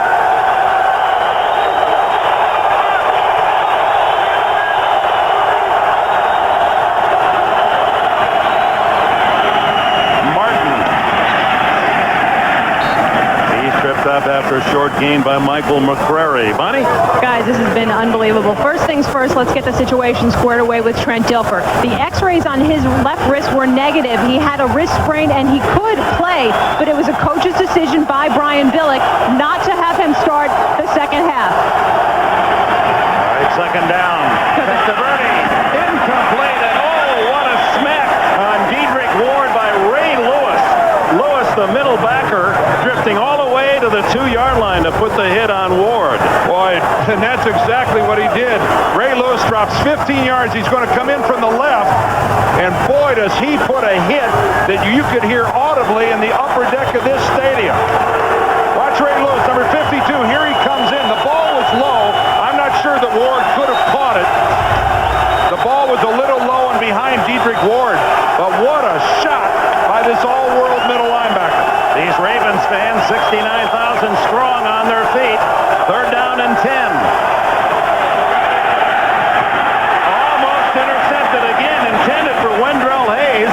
And Kim Herring had a much better shot at the interception than Hayes did at the catch. And that was not a good throw by Vinny Testaverde. Either he didn't get the pattern he wanted, but Vinny Testaverde has Hayes open on the break if the football is there. Now, that could have been a case where Hayes rounded the corner, didn't make the break that Vinny expected. Either or, that should have been a completion. Brett Conway this year, as you can see, 4 for 4, kicking for Washington and for the Oakland Raiders, but they were all very short. This one's 40 yards. But it's dead center. The Jets get their first dividend from their new place kicker. Conway, a 40-yard field goal to cut the Ravens' lead to 3. going? Where you going? Where you going? Give it to me. Give it to me. Oh, I got you. Now, this is how the glove do it. Give me my ball back. You didn't take your ball in. The NFL on CBS is sponsored by Southwest Airlines, proud sponsor of the NFL and official airline of the Super Bowl. Nike Shocks, boy thoroughly experienced and explained on Nike.com. And by Turning Leaf, it's turning into a very good time for wine. The new vintage of Turning Leaf is here. And back in Baltimore, and I sure hope, Dan Deerdorf, you enjoy that finished fruitcake for Christmas. Special home remedy. These guys are going to need a hot tub tomorrow, not fruitcake. After the way they've been hitting each other. Conway, a good kickoff down to the 5 to Corey Harris. Reverses his field and gets to the 20-yard line. Well, let's find out on the condition of Tony Banks. Bonnie? Well, the quarterback saga continues, guys. Tony Banks got the nod from Brian Billick coming back in the second half, but very early on he took that nasty hit. He sprained his shoulder, and he's back in the locker room getting x-rays, so it's Trent Dilfer back in the game. And Dilfer, who took the job from Banks after that terrible October where the offense failed to score a touchdown the entire month, but still won 2 games thanks to Matt Stover and the Raven defense. And then Dilfer lost his first start and has won 6 in a row. Jamal Lewis, one of the reasons for that success, and he may have fumbled, and if he did, the Jets had the ball. No signal. Well, Jamal Lewis looked like he still had it. And the ruling is he was down by contact. Roman Pfeiffer thought the Jets had the ball.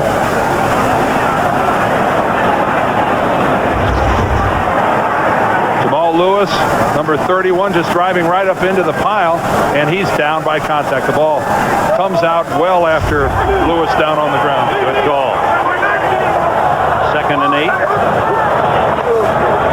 Dilfer, deep down the middle, and caught at the 49-yard line. And it's Shannon Sharp. And that's part of the game plan, to use Sharp in the middle of that deep defense of the Jets. And you know in this 2 deep coverage that as you catch it on, you are going to take a shot from the safety. And that is exactly, look at Victor Green drive his shoulder into Shannon Sharp. But this is why Shannon Sharp is chasing Ozzie Newsome as the all-time leading receiver at tight end, because he can make the tough catch in the middle. Sharp, the second tight end, over 600 career catches. Now it's Lewis.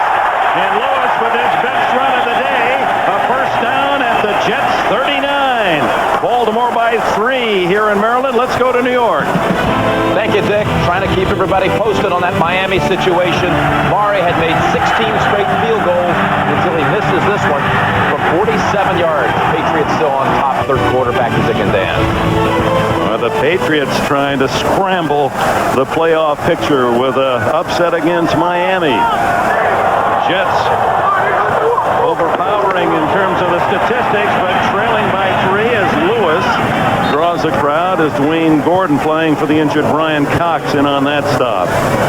Well, the AFC East in play today. The Jets can win it. They have to win today here against Baltimore and hope that New England upsets Miami.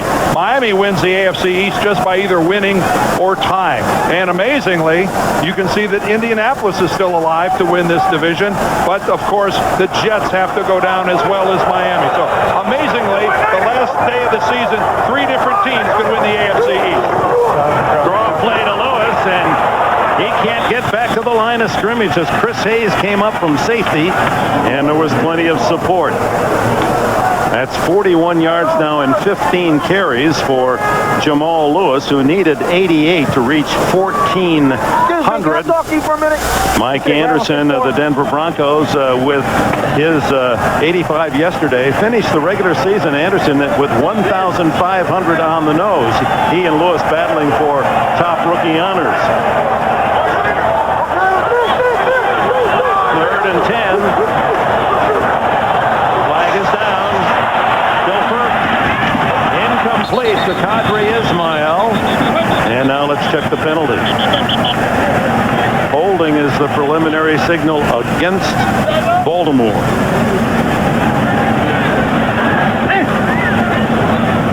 But on a 3rd down incomplete pass, the Jets will decline and get the punt.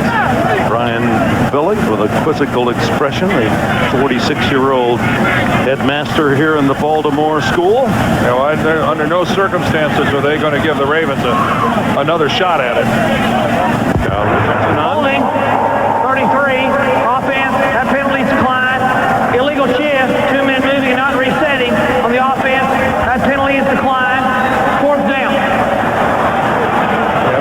You don't give them another crack at. I hope for all of you at home that you are able to sense how heavy the hitting is in this football game. These are two football teams that are literally pounding away at each other, and you can feel it in the farthest reaches of this stadium. Richardson, who was best in the league last year inside the 20, and again this season, 32 punts inside the 20. That's his role here unless it's a fake.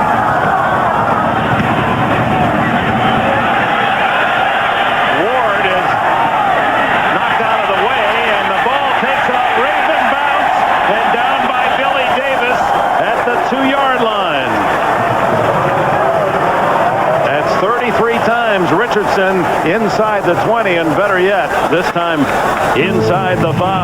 Timeout, midpoint, third quarter. Baltimore leads by 3. Into Dedrick Ward by Ray Mickens, so a good no flag. Remember in the first half, Michael McCreary with a safety tackling Curtis Martin in the end zone, so they don't even try the run. They go upstairs to Ward, makes the catch, but out of bounds. Beautiful over-the-shoulder grab, but the pass carried him out of bounds. And Chris McAllister on the coverage. Well, it's always fun to watch somebody throw the ball out of their own end zone. As an offensive lineman, though, boy, you got to keep those hands. You get flagged for a holding call in the end zone, and that's a safety. Vinny really threw this ball the only place he could, high and over the outside shoulder. But again, that was just excellent coverage by Chris McAllister.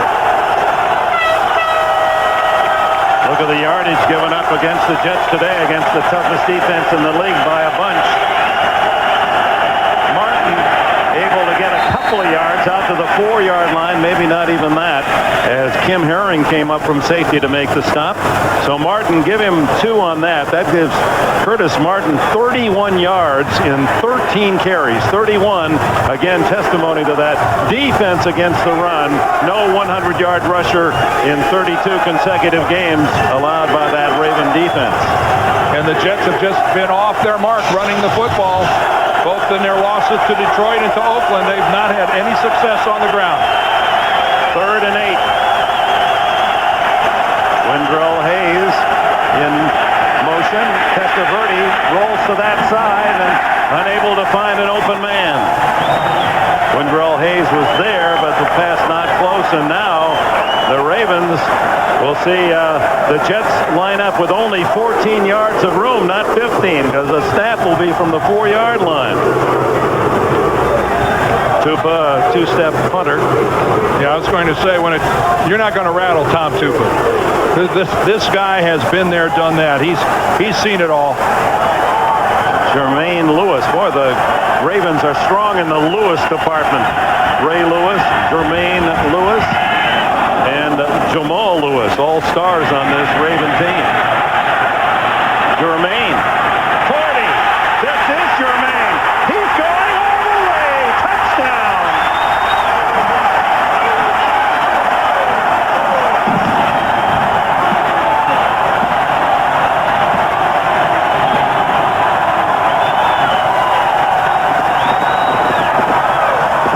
His 5th career punt return for touchdown, 53 yards. And Al Groh, incredulous as he looks on, as one after another, various parts of his football team crumble. Boy, you got a special team star, Jermaine Lewis, an all-pro, maybe the best defensive player in the league, Ray Lewis, the rookie running back, Jamal Lewis, and their defensive coordinator is another Lewis. What'd Jermaine do there? He broke about 6 or 7 tackles, didn't he? Was he touched? He fought a lot of daylight. I'm not sure he was touched. Officially now 54 yards as Stover adds the extra point, and the Ravens celebrate a 10-point lead on the quick stepping strides of Jermaine Lewis for a score.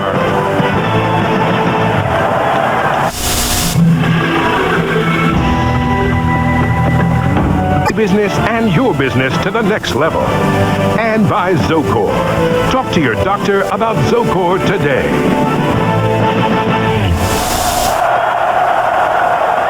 Happy holiday indeed. Hey, Santa, you got lots to do. Don't hang around too long, but part of the celebration in Baltimore is they are testing the heart of this New York Jets team. The Jets jumping out 14-0, but struck with long plays, a 98-yard interception touchdown. Now 54 yards in the punt return. Dwight Stone, the veteran at the 20. And Stone out to the 30-yard line as we go back to take another look at Jermaine Lewis. Well, we just saw that kickoff return where 5 Ravens pummel a Jet.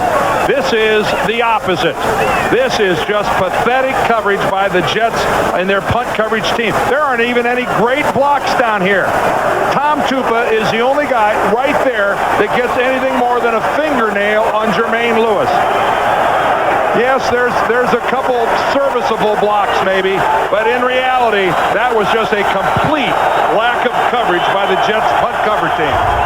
Jets offense totally outgaining the Ravens, but Baltimore answering with 17 points off defense and special team play. Testaverde fires complete to Crabette at the 50-yard line. A first down and a gain of about 20. And I think the Jets have no choice but to stay in the no huddle, trying to make something happen. And this is a situation where as an offensive lineman, you just tighten your chin strap and know that the only chance we have is if we block our butts off. Look at the yardage advantage for the Jets. Get there behind. Intercept. Oh, Kim Herring. How did he not pick that off? Curtis Martin swinging deep down the sidelines, and that one was to Kim Herring for another pick. Well, Herring has the deep outside, so he gambles by cutting underneath Curtis Martin, and in reality, it bounces off his hands and hits Curtis Martin right in the stomach. Kim Herring has that all the way, and in reality, that almost bounced right into Curtis Martin's hands for a touchdown. 2nd and 10 from midfield. Empty backfield, Testaverde, quick throw, complete to Curtis Martin at the 41, where it'll be 3rd down and 1 when we come back. First to Jim Nance. All right, one spot open in the NFC, and the Lions have taken the lead just moments ago. Stoney Case running it in for a touchdown. 11 minutes left in that one. The Lions control their own destiny, but should they lose and the Rams win, St. Louis would make it. Let's go back to Dick and Dan. Thank you, Jim. And of course, Green Bay, Tampa Bay having to play in that sub-zero chill factor up in Packerland and having understandable problems. It's 3rd down. This is about a yard and a half. A fake to Martin. Wide open is Richie Anderson. And Anderson, who has starred all season long over the 80-yard catch mark, gives the Jets a first down. Again, the versatility of Richie Anderson. You're expecting him to be the lead blocker, and this was extended play action. Again, he just does what he's done so many times this year, just float out into the flat. But boy, what sure hands. You can count the number of times Richie Anderson has dropped a catchable pass. You could count it on one hand probably, Dick. Over 100 yards today, 5 catches, 1 for a touchdown. From the 29-yard line. Underneath, Anderson again, short yardage. A reminder tonight on 60 Minutes, Dikembe Mutombo on and off the basketball court. Where do you meet him tonight with Ed Bradley? Special feature tonight on 60 Minutes. So Anderson, a longtime Colt fan, went to Memorial Stadium to cheer for his stars. As we said, Joe Washington, his favorite, number 20, carrying that number today as he returns to Maryland, trying to help the Jets rally from 10 down.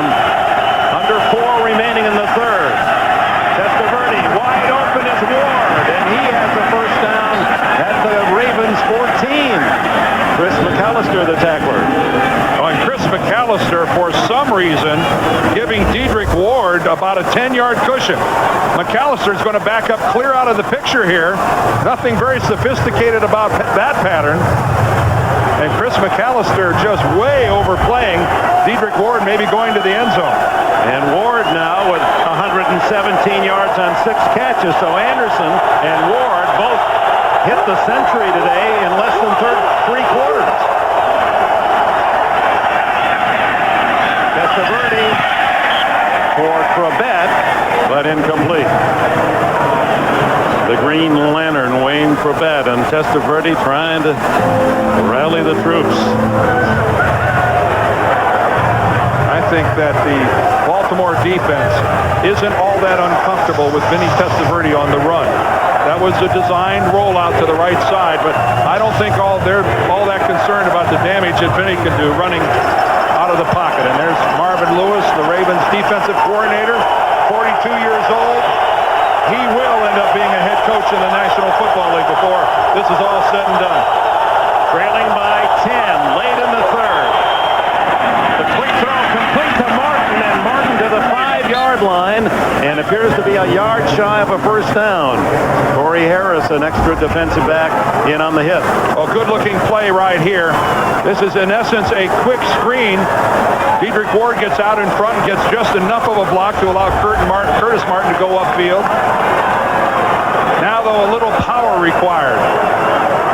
Al Groh sends in 4 substitutes, getting some added beef, including veteran Jumbo Elliott.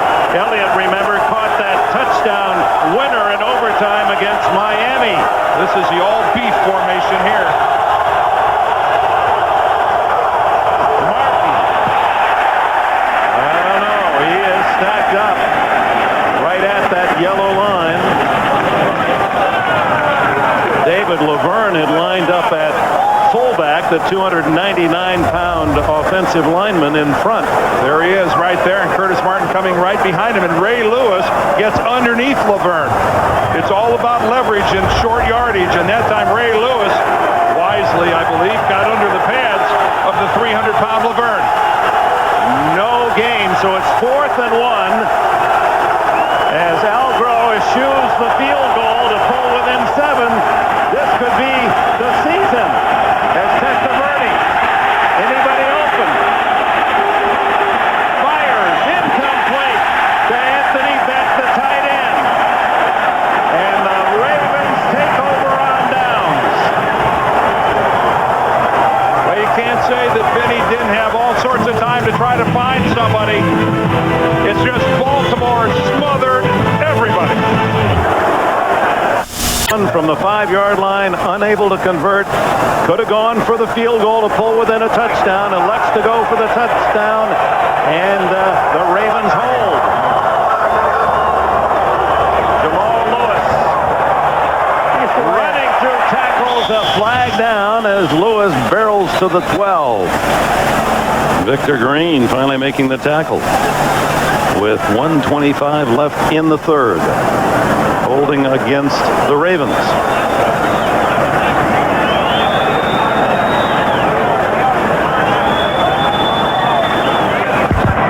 Holding, 60, offense, half the distance, still first down. With all that time, how, Dan, did Vinny not find an open man? He's trying to find Anthony Beck right there, the tight end. Watch all that. There's Anthony Beck. Watch this, though. Anthony Beck can't get off the line of scrimmage. He's hit once. He's hit again. Vinny waiting for him to get out.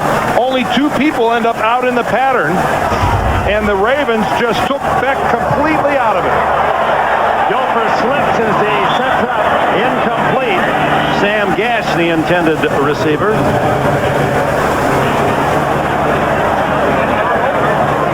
Jason Ferguson pressuring Dilfer.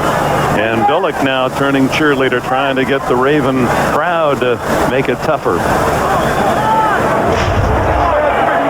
Well, they've hardly given up on Baltimore, despite the fact they've not really moved the ball well offensively against this inspired Jets defense. They lead by 10.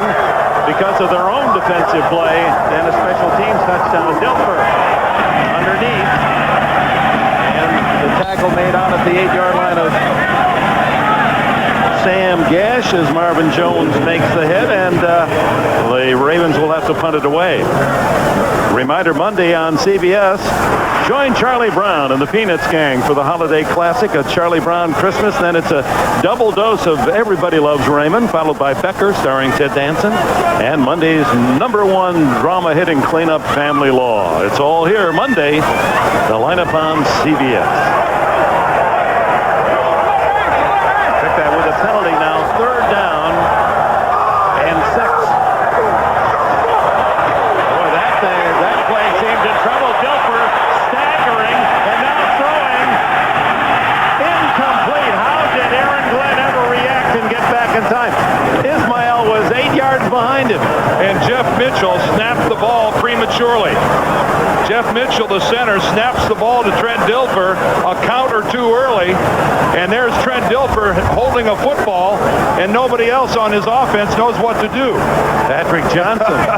Finally, Dilfer buys some extra time in the end zone, and that gives Johnson a chance to break away. And how close that came. See, look at that. Jeff Mitchell surprised everybody by snapping the ball prematurely. And Dilfer was staggering the end zone, almost went down for a safety. Richardson's kick. Leon Johnson at midfield. And he gets it back to the 37-yard line of the Ravens with only 7 seconds remaining in this 3rd quarter. Bonnie? Injury report on Tony Banks. He has a separated left shoulder, out 1 to 3 weeks, Dick. All right, the news not good there as both Raven quarterbacks sent to the locker room with injuries. That's Jeff Mitchell of the Ravens.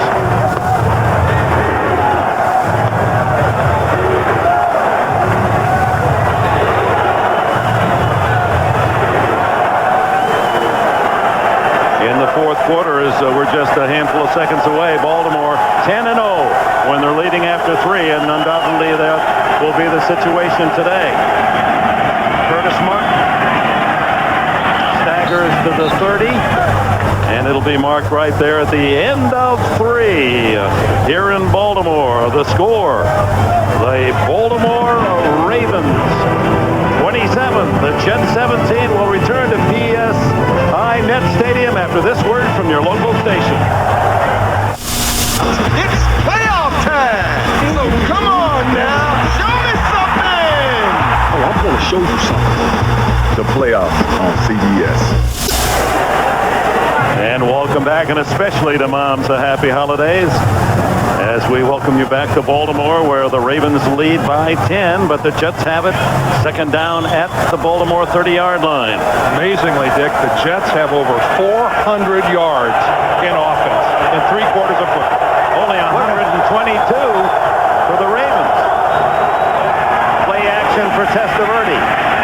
Firing incomplete and intercepted by Herring. Herring on the ricochet. And the defense has done it again for Baltimore. Boy, from up here, didn't it look like that ball hit the ground? If Kim Herring kept that thing from touching the ground, what a play. Herring joining the party with his 4th interception of the season. All right, the intended receiver, Diedrich Ward, over the top. Woodson gets his hands on it. Ooh, that thing, I think we're going to have to take a close look at that one again. Rod Woodson there, gets the deflection. The ball a little bit below our angle. Again, one more look. I think that first angle was the best. Now here. Oh, boy. Well, he kept it from hitting the ground initially. The question is on that second, as he pulled it back to his body, did it touch the ground before he had complete control of it? Well, the old rule, that would have been ruled incomplete, not an interception because the ball hit the ground, but they've changed that rule this year. One more look at it from this angle. Woodson with the hit. Yeah, we can't see at that angle either. Herring's body blocks it. Does he have full possession before the ball touches the ground? That's the issue. You know, Ken, I've seen nothing to this point that would overturn the call on the field. And keep keep in mind, it was ruled an interception. Challenged by the Jets. So Walt Coleman's going to have to go under the hood and find definitive proof that that ball hit the ground. First angle seemed to be the clearest view.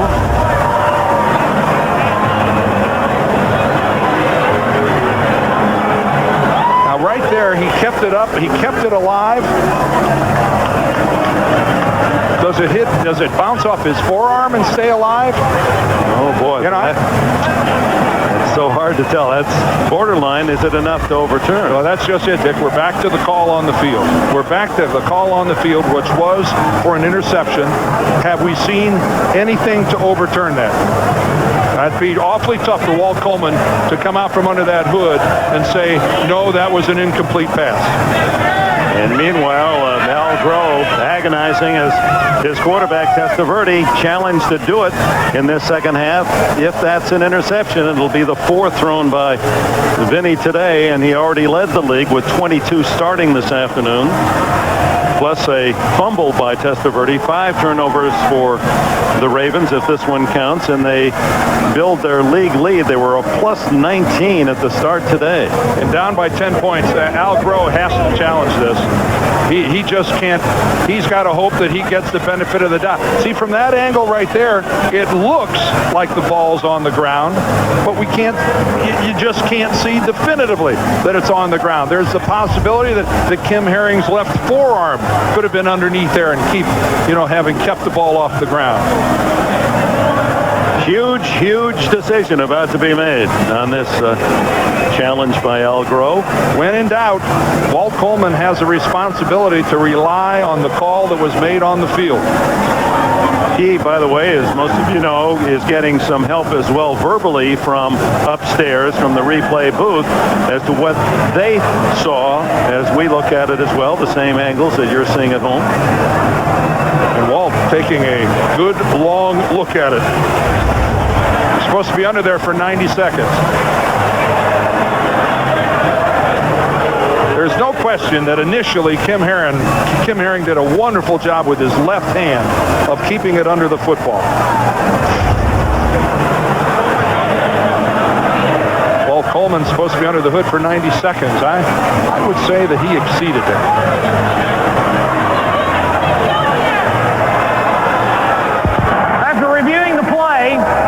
The tip of the ball hit the ground. The pass is incomplete. Oh, boy. Huge. That's a huge call for the Jets. It will be third down. One that we might want to mark at the 14:48 mark of this fourth quarter.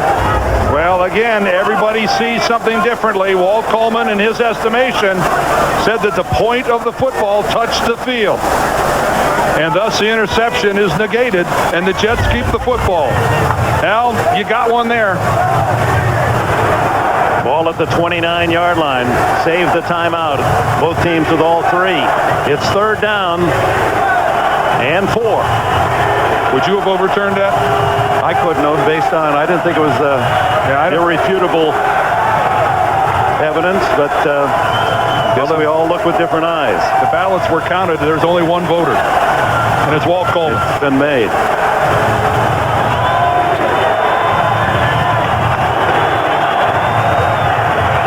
Now the Jets in long field goal range, trailing by 10. Well, can the Jets take advantage?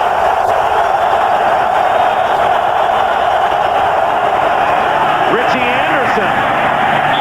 And he's right at the yellow line. It'll be close for a first down as Keith Washington wrestles him down. So they've been passing out of that formation most of the day. Anderson with his first carry.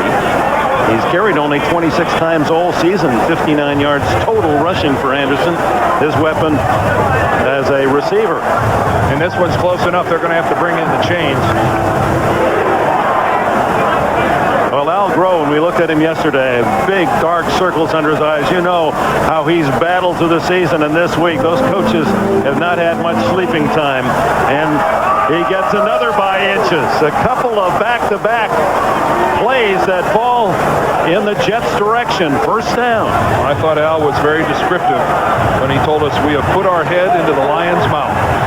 And they had an opportunity the two previous games to win and assure themselves of a spot in the playoffs.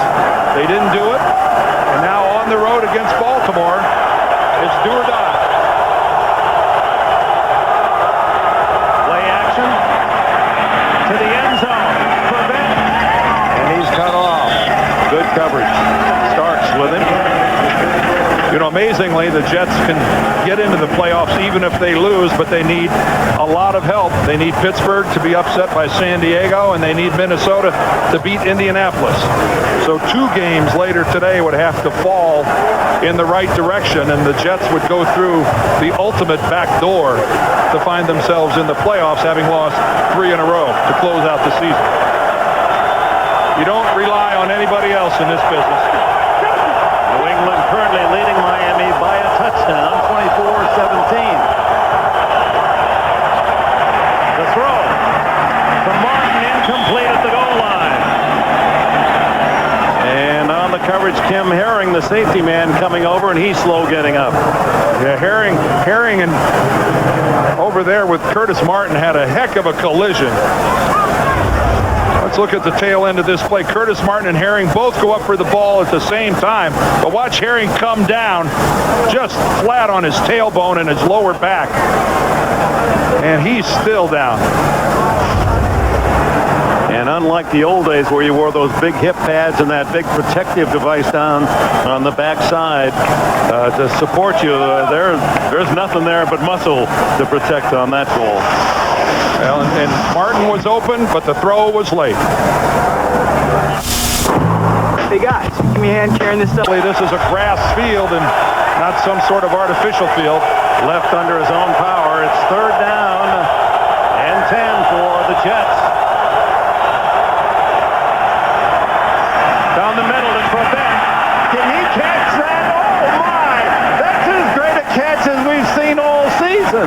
The ball overthrown, and Trebek goes up like an outfielder and spears it one-handed, his 400th catch of his career. And he's having to fight Rod Woodson for the completion, but look at that stab by Wayne Trebek. Boy, how many times have you seen it? Look at that. He goes up in the air, stops the football with one hand, and when his team needed it most, Wayne Trebek comes up huge. With the all-pro Rod Woodson delivering a hit.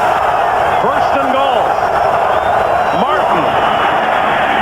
Boy, it's just tough to buy anything inside that Baltimore defense. Rob Burnett and Ray Lewis and others in to make the stop. No, but they're getting it every place else. The New York Jets, if yardage were points, this game would be over and this crowd would be long gone. The Ravens allowing the fewest points in the league and will set a record, breaking the 86 Bears mark for fewest points allowed. Although this has been generous by their standards this season.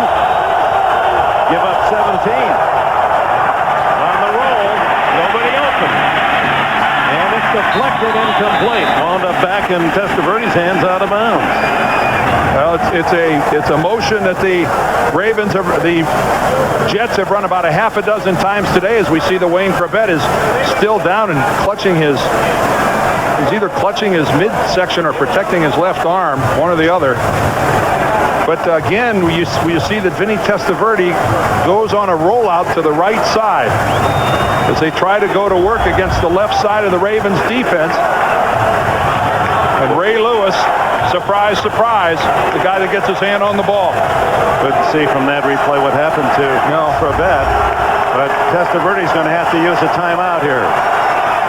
Comes at 3rd and goal at the 5-yard line. The NFL on CBS is sponsored by Dell. Rogaine Extra Strength for Men. And by NASDAQ.com. Who can tell you more about stocks than the stock market?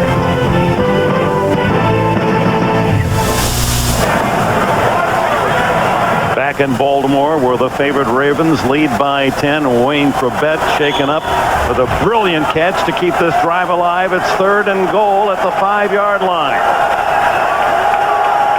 400 catches for the 5'10" Trebet out of Hofstra.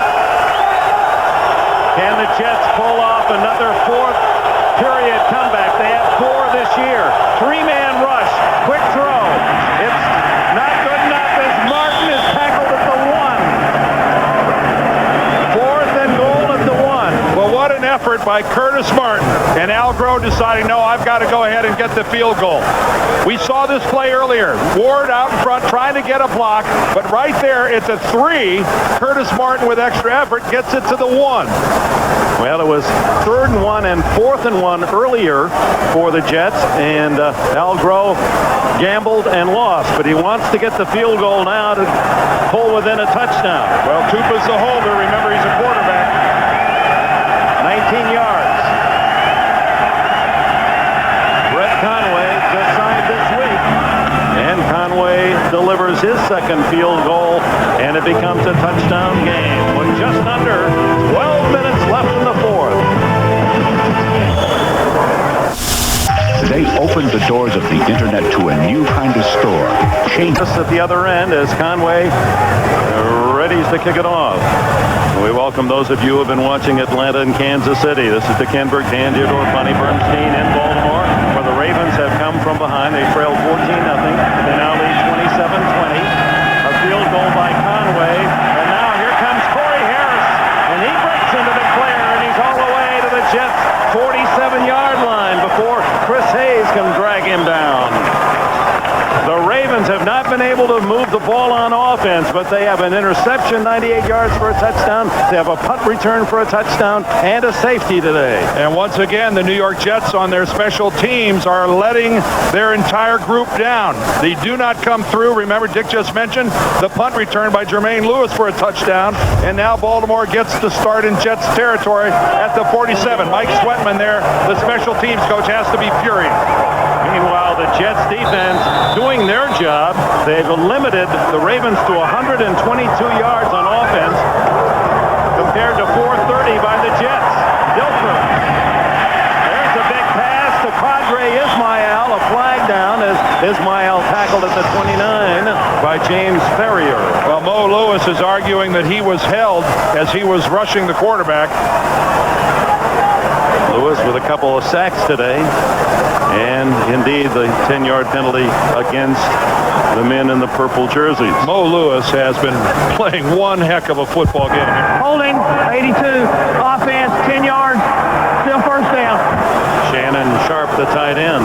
Shannon Sharp, this time, instead of running a pattern, which we know he does very well, there in the middle of our screen right here, is having to block on Mo Lewis.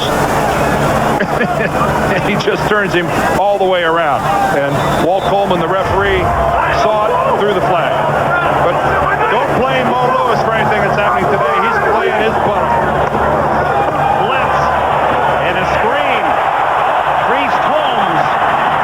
And he's tackled at the 49-yard line on a good hustle play by Ferrier as Holmes had a couple of blockers in front of him. All right, let's take a look at this from upstairs. This is a good screen block. You got to stick your guys, stop them initially. Now, this, I think, was a little tough on Dilfer because he didn't have a good, clean look. But he delivers the football anyway to Holmes, and that was not great work by the offensive line. Effective. It could have been a lot better. 8 yards on the play, 2nd and 12. Dilfer throws, incomplete. Down the middle, intended for Patrick Johnson. Aaron Glenn on the coverage.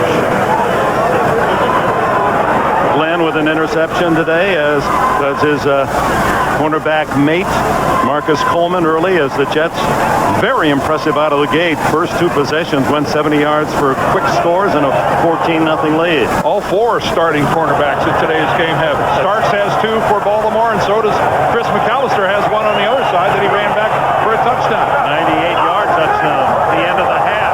That was the big turning point play. Dilfer on 3rd down. To the sidelines, has to throw it away. No one over there. And the Jets are saying, wait a minute, there should be a flag. Trent Dilfer wasn't under imminent pressure of a sack. And he wasn't very subtle about throwing that away. Now the punt team on for Baltimore. They are 2 for 13 on third down conversions, and another high marks again of that Jets defense. Oh, yeah, after the field position that their kickoff coverage unit surrendered. You're right. Kudos to the Jets defense. Dedrick Ward stands at the 10 as Kyle Richardson. His specialty is that high kick that floats inside the 20, unreturnable. Reynolds took that Ledyard almost with a piece of it as Ward fair catches inside the 10-yard line, and Richardson does his job well again. 4.5 minutes gone in the fourth quarter. The Baltimore Ravens lead by 7. This is my killer DVD system. Two distinctively different car lines, the L Series and S Series. Welcome back. The Jets, with a win, are in the playoffs. There are other possibilities as Ray Lewis, the Ravens defense, watches Testaverde start at the 9. Testaverde has thrown 49 passes in this game, completing 25, 387 yards, the most the Ravens have ever given up in their 5-year franchise history. Through the air, Curtis Martin weaving his way and slammed down out at the 13-yard line by Larry Webster. Talk about the Jets play selection, Dick. That was only their 19th running play of the game. As you said, 49 passes. Vinny hasn't been sacked yet. The quick throw is to Martin, and Martin trying to juke his way to a first down and is close. Not a sack of Testaverde, who's been the best protected quarterback in the league. Sacked only 12 times all season. And there is a look at what's at stake today in the AFC. The Jets are in if they win. Miami is in if they win. Lots of other folks need some help along the way. Third down, a long one. Testaverde. And incomplete. Richie Anderson was covered by Starks. Ray Lewis was there as well. And Vinny could have easily run for a first down. Boy, he could have just trotted for a first down here. Vinny, there is just absolutely nobody anywhere in front of Vinny, and he knows it. Starks was right there all over Anderson. Oh, Jermaine Lewis, who has taken one back 54 yards for a touchdown in the third period. Booming kick by Tupa to the 26. Did he outkick his coverage? Here comes Lewis, and he's run out of bounds at the 40-yard line. Dwight Stone in on the play. Well, Monday, it's a classic for the whole family. Charlie Brown and the Peanuts gang celebrate Christmas night at Charlie Brown Christmas Monday on CBS. Sean McManus, our president of CBS Sports, and all of us on the CBS team, a happy holiday, a safe one to all you fans who, boy, what a day for a football fan of the NFL. So much going on. And at the fourth quarter, 2 minutes left in New England, and the Dolphins and Pats are tied at 24. Who's going to win this AFC East? Jamal Lewis stacked up after a 2-yard gain as his former teammate Sean Ellis makes the stop. Well, the Jets defensively are just choking Baltimore. And I don't know if the glass is half empty or whether it's half full. Is this a case of the Jets being so good defensively, or is this, once again, are we looking at a Raven offense that is in snooze control? Because they have done that. Remember, this is an offense that went 0 for October with touchdowns and only 132 total yards today. 2nd and 8. Dilfer playing with a sprained left wrist. Tosses it to Lewis, trying to get outside, and he's just run out of bounds. Mo Lewis cut him off, and then Shane Burton bumped him out. And Jamal Lewis should have stayed in bounds. He should have tried to stay in bounds. It's that point now where you're protecting a 7-point lead to get an opportunity to keep the clock going.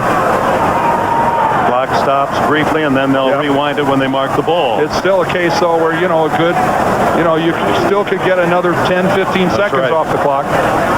Ball spotted at the 41-yard line. A loss on the play. 3rd and 9. Lewis, only 41 yards, one of his lowest totals of the season. Dilfer under pressure, has to throw it away as the blitz from James Ferrier hurried up Dilfer, and on comes the punting team for Baltimore. Well, off the edge. Again, the scheme working because James Ferrier unblocked, and Trent Dilfer has no choice but to try to dump the ball off. No pattern is going to develop in that amount of time. And Mike Nolan, the defensive coordinator of the Jets, and Al Groh, of course, who's got a defensive mind, have done a wonderful job of coming up with this game plan. Veteran Leon Johnson back to return. Richardson sends a beautiful high kick to the former North Carolina star. And he's tackled at the 16-yard line as Corey Harris again in on a special teams tackle. Harris has had an outstanding year in that regard, both returning kicks and denying the opposition. Well, the Jets, they know how to win coming from behind. How about these 4 comebacks? The opener against Green Bay. Well, we have seen the Jets pull a rabbit out of the hat before. Vinny to Curtis Martin, and now it's Vinny again, this time to Wayne Crabett. That was against New England. And who could forget against Tampa Bay, Curtis throwing it to Wayne Crabett. And then, of course, the miracle at the Meadowlands, Jumbo Elliott, a tackle's dream, gets to finish off the Miami Dolphins in overtime.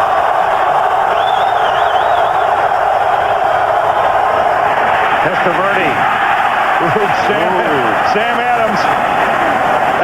We saw Jumbo Elliott getting an offensive tackle's dream. We just almost saw a defensive tackle's dream. Vinny throws this right to Sam Adams. He's had one before against Dallas, and Adams, a very athletic 330-pounder. He came into the league as a 20-year-old out of Texas A&M, makes the Pro Bowl after coming from Seattle here to Baltimore as an unrestricted free agent signee this year. 16-yard line. 8:18 left in the 4th. Empty backfield, 4 wide. Testaverde down the middle. Oh my! Caught by Wendell Hayes, the rookie from Southern California. He smacked hard by Dwayne Starks and holds on for the catch. The ball looked like it came loose, but it landed right on Hayes' chest. Look at that. There's no question that hit from Starks knocked the ball loose, but fortunately it landed right on the midsection in the chest of Wendell Hayes. Only 5 catches all year by Hayes. That's a big one. Here's Richie Anderson to the 40. Fumbled the ball, and it is the Ravens' Ray Lewis. Lewis makes the play. Woodson with a tackle.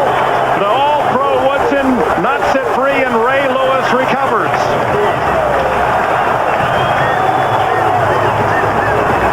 And another turnover, the specialty of this Ravens defense. Well, Richie Anderson has had a costly fumble here in the Jets' last 3 games. That hurt right there. The ball is out way before he hits the ground. All right, this is going to be a good look at. There's Rod Woodson in there. He's got the left hand right on the football. And you know what? Hold on a second. The right knee of Richie Anderson, that thing might have been on the ground.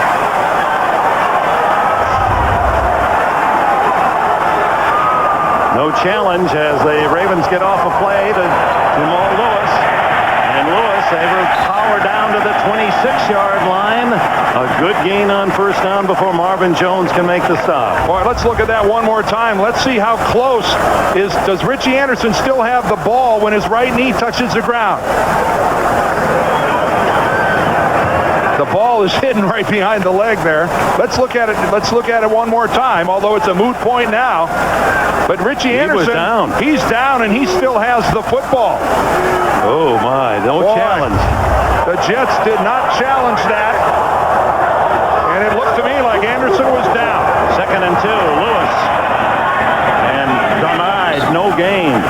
As Victor Green came up to make the stop from his safety spot. Saturday CBS Sports showcases the power elite of women's basketball. A triple header, Illinois, Auburn, Purdue, Michigan, and how about the finale? Tennessee and the defending national champion Connecticut Huskies. 1 versus 2. That's Saturday beginning at noon Eastern. A triple header on CBS. Third down. A loss of a yard in the last play. 3rd and 3. Shannon Sharp in motion.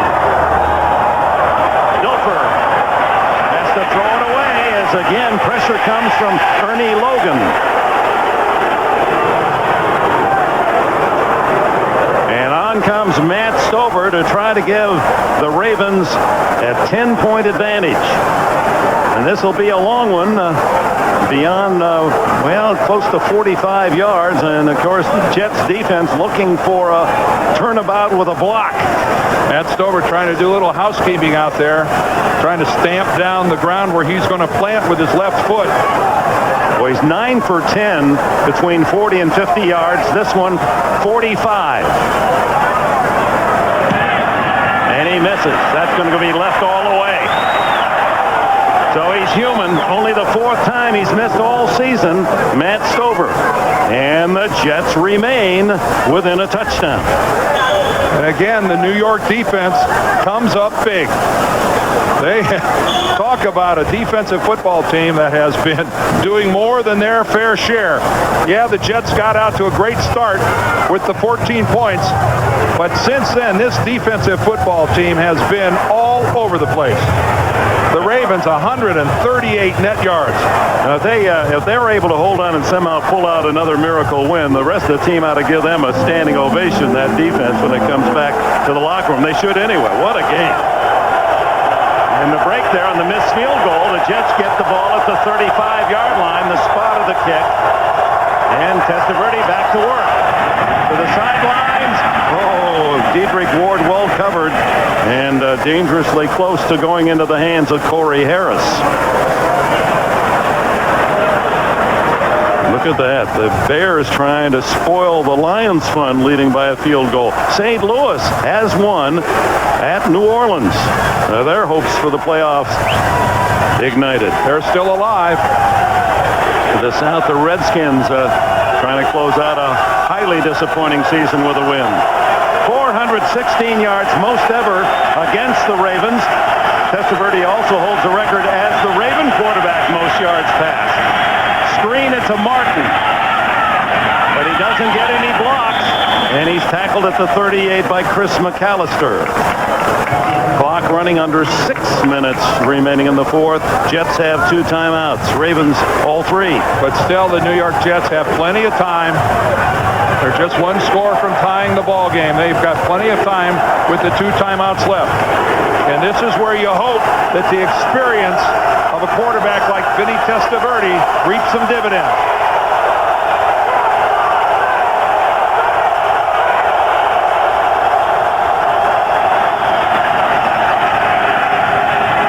Incomplete.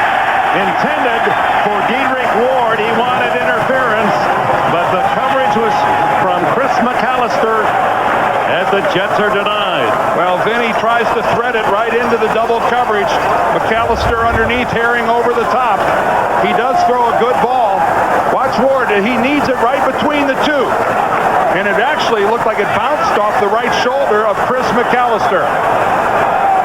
He wants the call for interference. Good defense by the Ravens, and on the punt is Tupa again. Jermaine Lewis at the 18.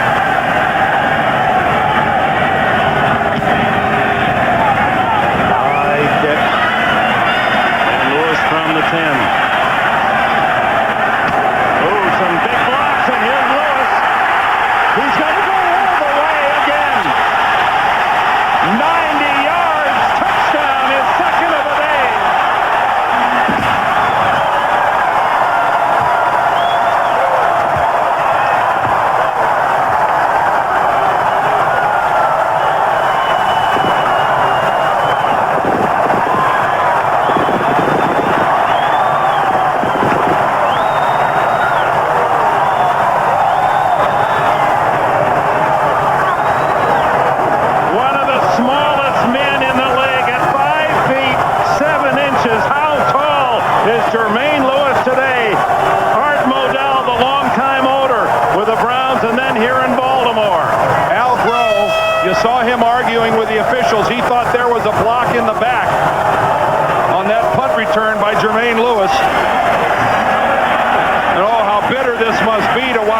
special teams failures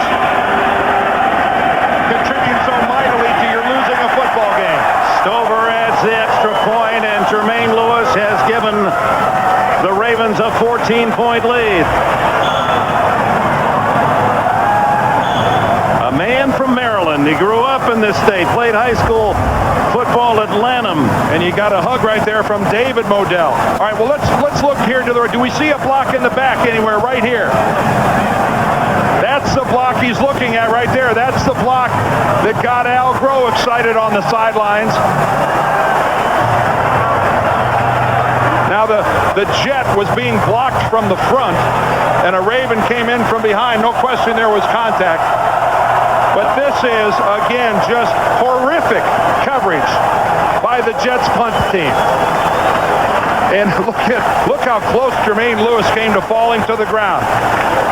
Boy, he almost went down, maintained his balance. Lewis has done it before as you look at this block. There's Anthony Mitchell right there. There's the block that allowed Lewis to cut back to the middle of the field. Cornell Brown, number 51, was the Raven player that Al Groh was screaming at the officials that blocked from behind. He's still on him. Lewis has done it before, Dan. He returned 2 punts for touchdowns against Seattle 3 years ago. Groh battling for his team. Fallen 14 back as the defense and special teams giving up 3 return touchdowns and a safety today. Dwight Stone. He fumbles, but it's recovered by the Jets at the 26-yard line. Stone recovering his own bobble. There's Al Groh again pleading his case. Why didn't you throw the flag on 51, Cornell Brown?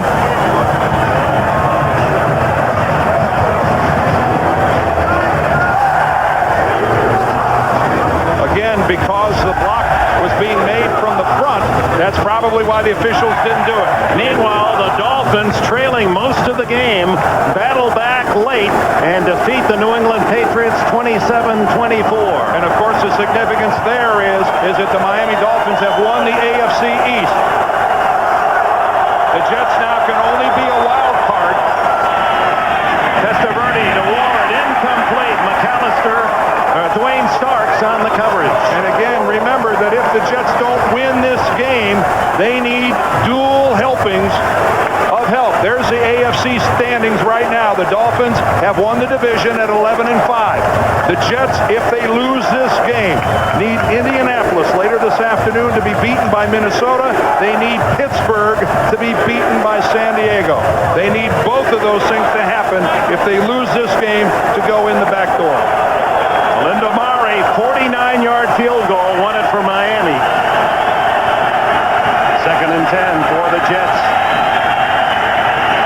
Down the middle, and caught by Ward, having a big day. Ward, Corbett, and Anderson, as Testaverde throwing for well over 400 yards against this tough Raven defense, but special teams breakdown. And the Ravens still in pursuit of that record of the 86 Bears. To the sidelines, complete to Anderson, out of bounds at the 49, and we're under 5 minutes, so the clock stops on the out of bounds play. The shutout disappeared early as they were shooting for 5 shutouts, but there they are currently now with 165 points surrendered. The 86 Bears surrendered 187, the 16-game season record. But let's be realistic. The way the Jets have moved the football here, scoring 2 touchdowns to tie this game, far from, I think, science fiction. A little toss to Martin, who is able to drive forward for a first down at the 43.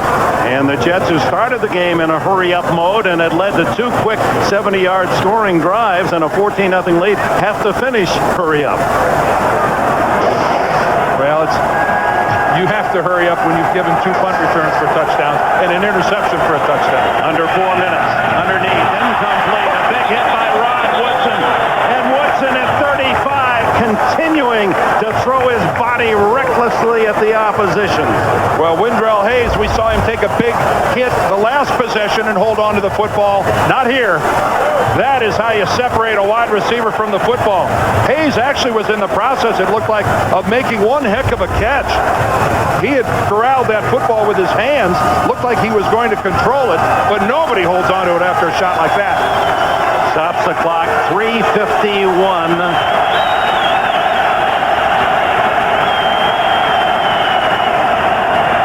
Testaverde underneath and hit immediately. Richie Anderson of Ray Lewis. That's his territory and very little gain to the 41-yard line. Clock running.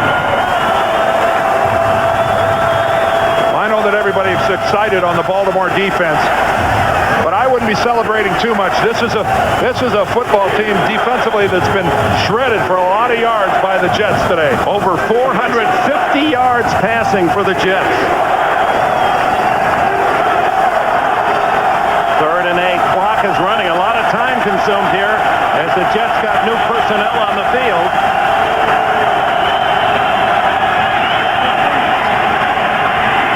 Testaverde has to throw it away. Oh, what an outstanding job by the Ravens in their secondary. Vinny had absolutely nobody, not even close. Vinny Testaverde's going to come out of this side here, and he's going to buy himself a lot of extra time. He's got 3 receivers downfield. Across the middle, covered right here, covered over here, tightly covered here, and Vinny in his move over has absolutely nothing to do but dump it over into the bench. That's the first sack of the game for the Ravens. Ball at the 41. Could be the final play for the Jets unless they come up big. They need more than 8 for a first down. Underneath, complete to Dedrick Ward. It is a first down. Inside the 30. Clock runs at 2:51, 2:50. Well, that must be some feeling. Dedrick Ward is down on his knees just waiting for that ball from Vinny Testaverde. I'm sure it couldn't get there quickly enough. Anderson 9 catches. Ward and Martin 8 catches. Incomplete to Wendell Hayes. And for the Jets, not all that bad. It stops the clock at 2:36. The wild card is set on CBS. It'll be next Sunday.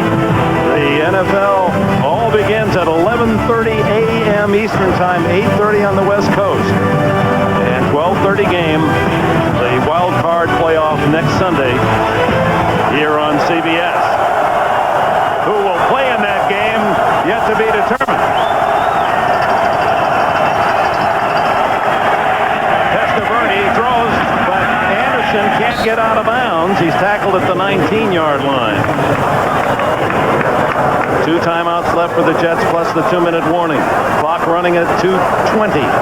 A reminder what's at stake here for the Ravens. If they win this game and Tennessee gets beat by Dallas tomorrow night, they'll win the division. 3rd and 1, down the middle. No touchdown. Incomplete pass they're ruling. Dedrick Ward had it for a moment, and that was hit and jarred free, so that'll bring up another 4th and 1. Oh, how close to a touchdown was this. A perfect strike, hitting Ward in stride by Vinny Testaverde. And a big hit separates it. Now let's look. Possession. You got to have the ball both feet down. Kim Herring and Ray Lewis collaborate.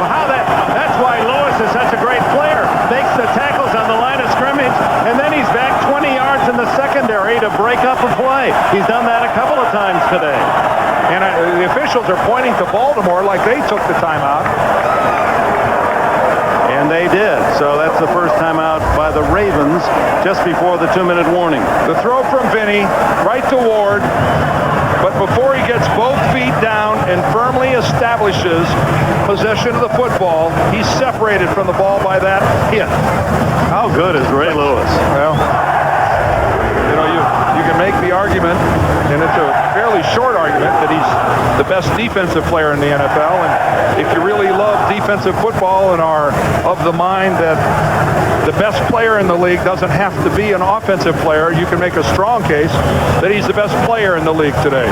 Meanwhile, the Jets with an incredible total yards to be down by 2 touchdowns, and the turnover table, and coaches look at that statistic and it probably tells more. It correlates to victory and defeat stronger than any other statistic, and it's powerful here today. The Baltimore turnovers and special team play, 2 punt returns for touchdowns, overcoming a brilliant day by the Jets offense. And you see those scores going by. Looks like St. Louis, the defending champions, have made it into the playoff round. They did what they had to do. They beat the Saints, but the Lions upset by Chicago. Pittsburgh and San Diego underway, tied at 7 out on the West Coast. 4th down and 1, a must conversion. Quarterback draw. Testaverde, did he fumble? He did. So Testaverde, his second fumble, and now they can truly celebrate. The Ravens have put the pressure on Tennessee. The Ravens have a chance, if Dallas cooperates, to get a weekend off and home field. Vinny bobbled the snap a little bit, tries to go upfield on a quarterback draw, and before he's down, the football is out. Rob Burnett just falls on the ball.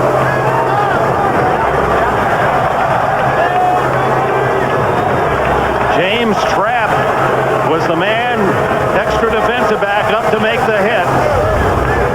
And then Rob Burnett, who has had a sterling season. Many thought he should have made it to the Pro Bowl, perhaps his best year. And look at that, Dick. Incredibly, the Jets have turned the football over a half a dozen times.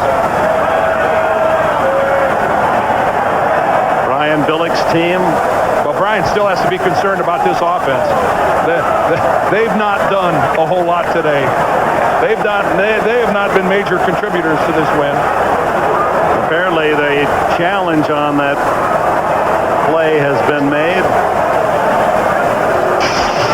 Might as well. Jets have 2 timeouts left, but it appeared that Testaverde had lost the ball before his knee was down. Let's look again. Well, you're absolutely right. The Jets have absolutely nothing to lose by challenging this. Can't see the knee of Testaverde.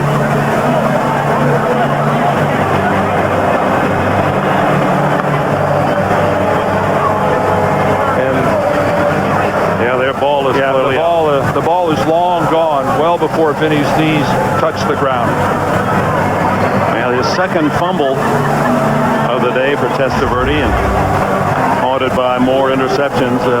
That a statistic that will be tough to digest, leading the league in being intercepted.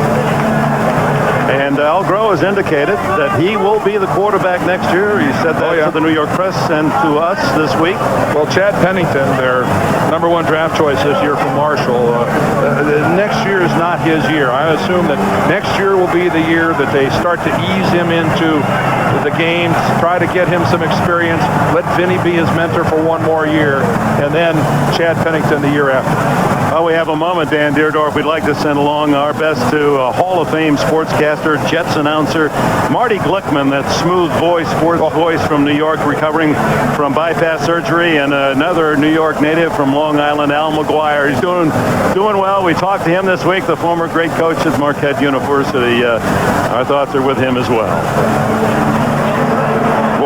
34-20, the Jets with that tremendous start with a no-huddle offense to challenge Baltimore's tough defense, 14-0, and then the turnovers created by this Baltimore defense. That's been a pattern all season long.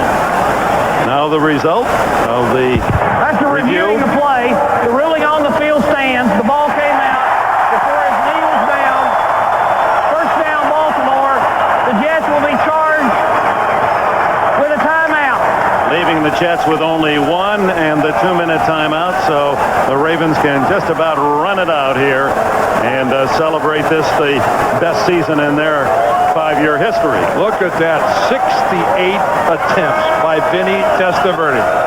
Can you imagine that? That ties him with George Blanda. The NFL record held by Drew Bledsoe was 70 attempts in a ball game. 68. And did they ever sack him? One time. I think they had to call a sack here in that last series where he ran out of bounds. So one sack because he ran out of bounds. That's some pass protection, some solace though in a losing effort. Did many things well. He had some terrific support, spectacular receptions by his receiving corps, but the turnovers, almost all of them, of the 6, fall on his shoulders.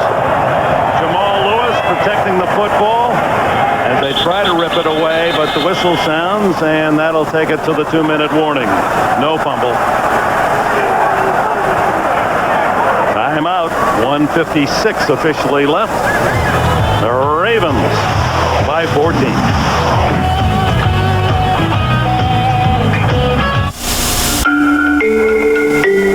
And the Jets start gloriously at 6-1 and finish 3-6. And they become spectators now, as unable to win on their own these last 3 weeks of the season. They now have to hope that Pittsburgh and Minnesota,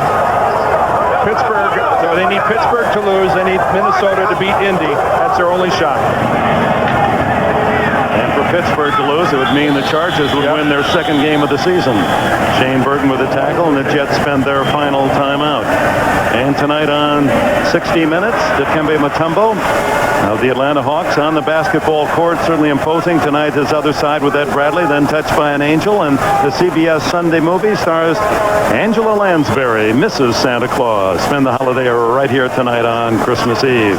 Coming up on the Subway postgame show, Jim, Mike, and Randy, all the scores, highlights, a lot to talk about, and to replay the latest playoff news coming up on the Subway postgame show. Woodson, he played his hand, so did that man Ray Lewis, confirming those who feel he is the best defensive player in the league.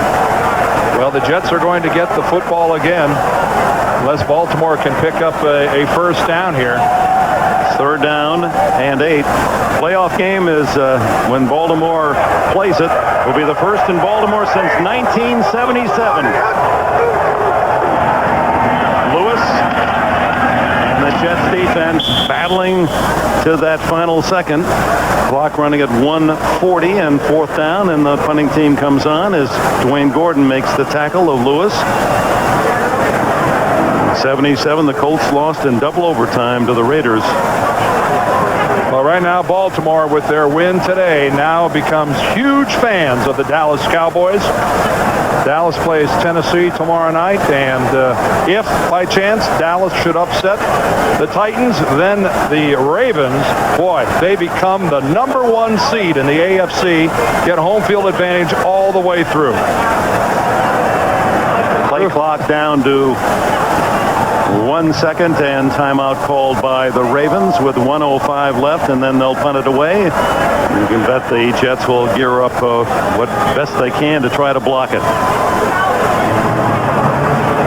Indianapolis out front in their game against Minnesota. They're leading the Vikings 7-0. Like to don't get a chance to give people credit during the course of the year. The executive producer of the NFL on CBS, Sean McManus, and Terry Ewert. Coordinating producer is Larry Cavallina. Today's game here in Baltimore, produced by Lance Sparrow and directed by Mike Arnold. The senior producer of the NFL Today is Eric Mann, and the director, Bob Matina. Coordinating producer of CBS Sports is Harold Bryant. Richardson to punt. Johnson at the 30, 10 men up front for the Jets. Here they come. End over end the kick. And it rolls to the 27-yard line. And the director of today's game was Andy Goldberg, associate producer Sean Robbins, broadcast associates Brant Packer and Sarah Rinaldi, technical manager Doug Fleetum, technical director Norm Patterson, and special thanks for the entire season, player identification, Kevin Skinner and Butch Baird, our statistician. And Dick, Merry Christmas, Happy Holidays to you. It's been a fun year. By the way, congratulations on your book in the third printing now? Yeah, it is. Still some good smiles left in there. Thank you, Dan. Yeah, and good for look you. forward to next year, huh? Well, we'll see you in the playoffs. 2 weeks from this weekend. Meanwhile, Testaverde with 51 seconds left. Adding to his glowing total of yards passing in defeat. Robert Bailey makes the stop on Anderson. Richie Anderson having another banner day, the leading receiver on the season for the Jets. Vinny Testaverde now 69 attempts. Drew Bledsoe has the NFL record at 70. Not alone, because he's good about to be tied on this one. Well, it's clear Testaverde, unless he throws an interception, will end up with the record. No, maybe not. Maybe not. Second sack of the game for the Ravens as they smother Testaverde at the 25-yard line. Michael McCrary, an off-season for him at 7.5. And now all the emotions from an entire year are going to boil outward. You can imagine the Jets and how heartbreaking this defeat is. It looked as if they were going to come in here and qualify for the playoffs with a win. Anderson, the intended receiver, that'll be interference. So now there's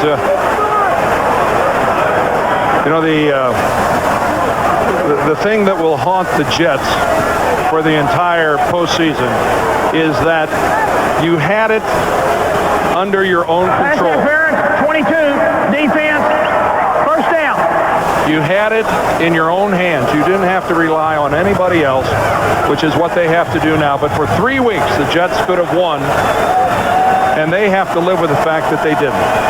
Draw play to Curtis Martin, and that didn't fool Robert Bailey, an extra defensive back, and that'll do it for this one as the final seconds tick away. Congratulations to the Baltimore Ravens, a sensational year. And though the Jets moved the ball well against this vaunted defense, they had the goods for Brian Billick to not only be in the playoffs, but a chance to have home field advantage throughout the playoffs. That'll depend on tomorrow night's Dallas-Tennessee game. Stay tuned for the Subway post-game show. They'll wrap up all we can tell you about the playoff picture of Baltimore Ravens. 34-20 are winners over the New York Jets here in Baltimore today. As Jermaine Lewis takes 2 punts back for a touchdown, and Chris McAllister a 98-yard interception touchdown. Merry Christmas. Happy holidays, everyone.